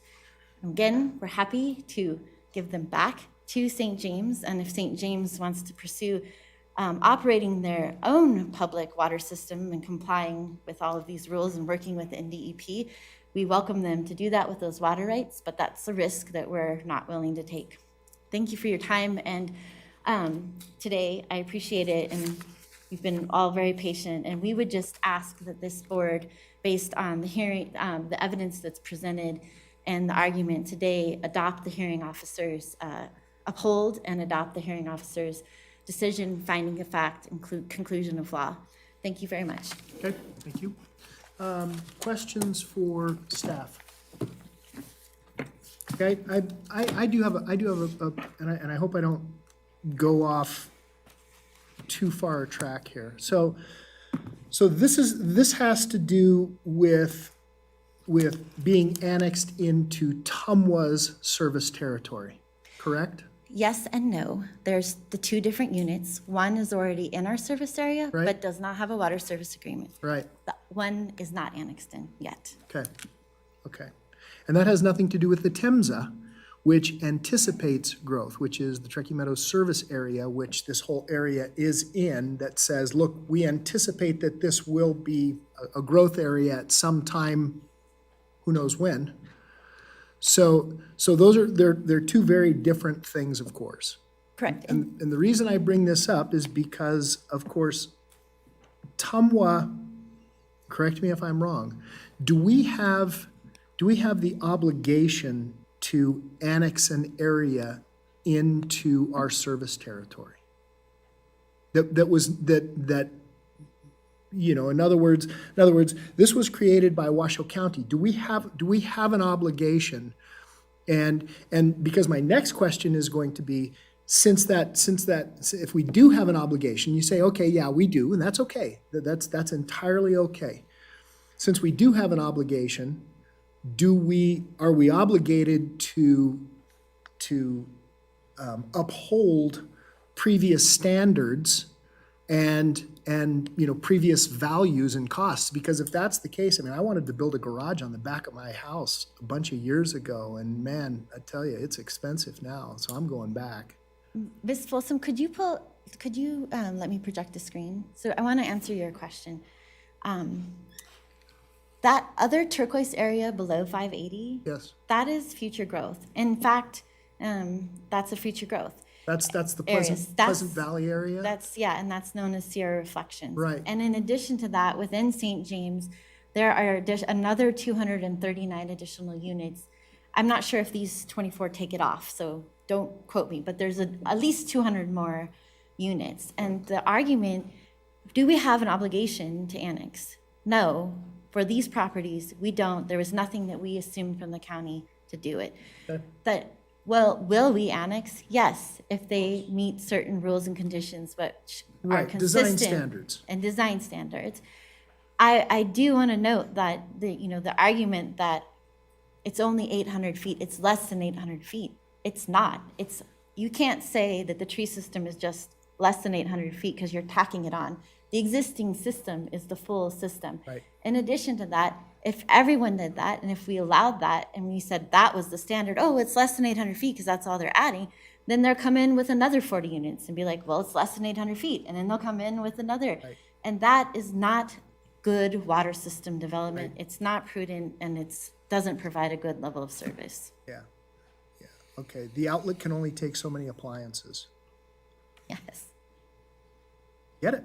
I mean, it's pretty basic stuff. Mr. Okay. Chair, Oh, you're still there. Wonderful. Yes. Mr. Chair. Ms. Dewar, yes, please. I Yes. thought we had Yes, lost thank you. you. Yes. Kirk to Enterprise. no. I've been Go here ahead. the whole time. I just wanted to thank my colleagues. The questions were excellent. I wanted to thank the attorneys because I thought their answers were excellent. So I've been able to participate in the whole hearing. There was a delay on my end, so I just wanted to let you know that. Thank you. Lovely. Thank you so much. Good. All right. I thought we had lost you at 12:30. Ms. Breckus, go ahead. Yeah, Because then I'm going to have Mr. Liparelli give us some guidelines. Oh, okay. Well, I was ready to make a motion if you're ready to okay, so accept one. before you do Okay. that, so Mr. Liparelli, talk to us about the appropriate motions that might be made before I ask for, because we are still in a public meeting and we do need to ask for public comment. Oh, yes. Okay? So, Mr. Liparelli, talk to us about the appropriate motions. Because I want to make sure that we craft them legally. So, Mr. Chairman, as we said in the beginning, the Board of Directors is sitting as an appellate body in review of the decision that was made by the hearing officer and all the record that's attached to that decision and the legal arguments that have been made by the parties. So your options are to uphold the hearing officer's decision in its entirety, reject the hearing officer's decision in its entirety or any part of both of those things. If you find that the hearing officer's decision is wrong because it violates the Constitution or a statute, or if it's in excess of the authority that she had to make a decision, or that it has an unlawful procedure involved with it. For example, if they weren't given fair time by the hearing officer or some procedural defect in that process. Let me ask a question because it's important and salient to your comment. Do we have to articulate what that deficiency is? Yes. Okay, thank you. Go ahead, proceed. The three remaining areas that you can inquire on is if it's affected by an error of law, Okay. it's clearly erroneous in view of the substantial record, evidence on the record, or if it's just plain arbitrary and capricious and an abuse of discretion. So if you find any of those things, you can overturn. If you find that none of those things happened, you can sustain. And I would urge you that if you are going to find fault in any of those categories with the hearing officer's decision, that you make the finding about what that is, or that you include that in the motion that you want to make. Understood. Any questions for Mr. LaFerrari? Yeah, Go ahead, Ms. you know, I also like sometimes in an affirmation motion to add in some findings of supporting affirmation. Would that be okay to suggest some to the body? It certainly is if it's in the record. Okay, thank you. Okay. All right, before we go through the process at the board, Madam Clerk, do we have any public comment on this item?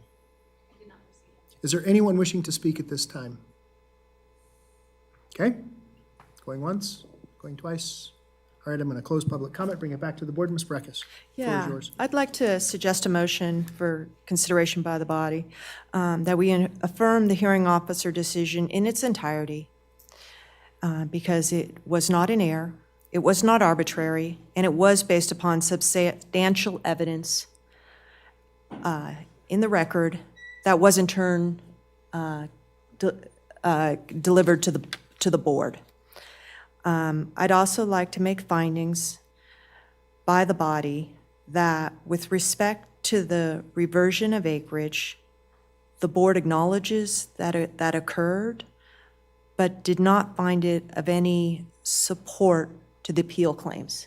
Two, that the discovery process was not flawed, and that the determination that the 7 infill lots were not a part of it because the owners did not sign ownership affidavits is a determination of the body. And then third, that Tumwa did not overstep authority in the discovery process in taking over state engineer office powers. Okay, and authorities, okay.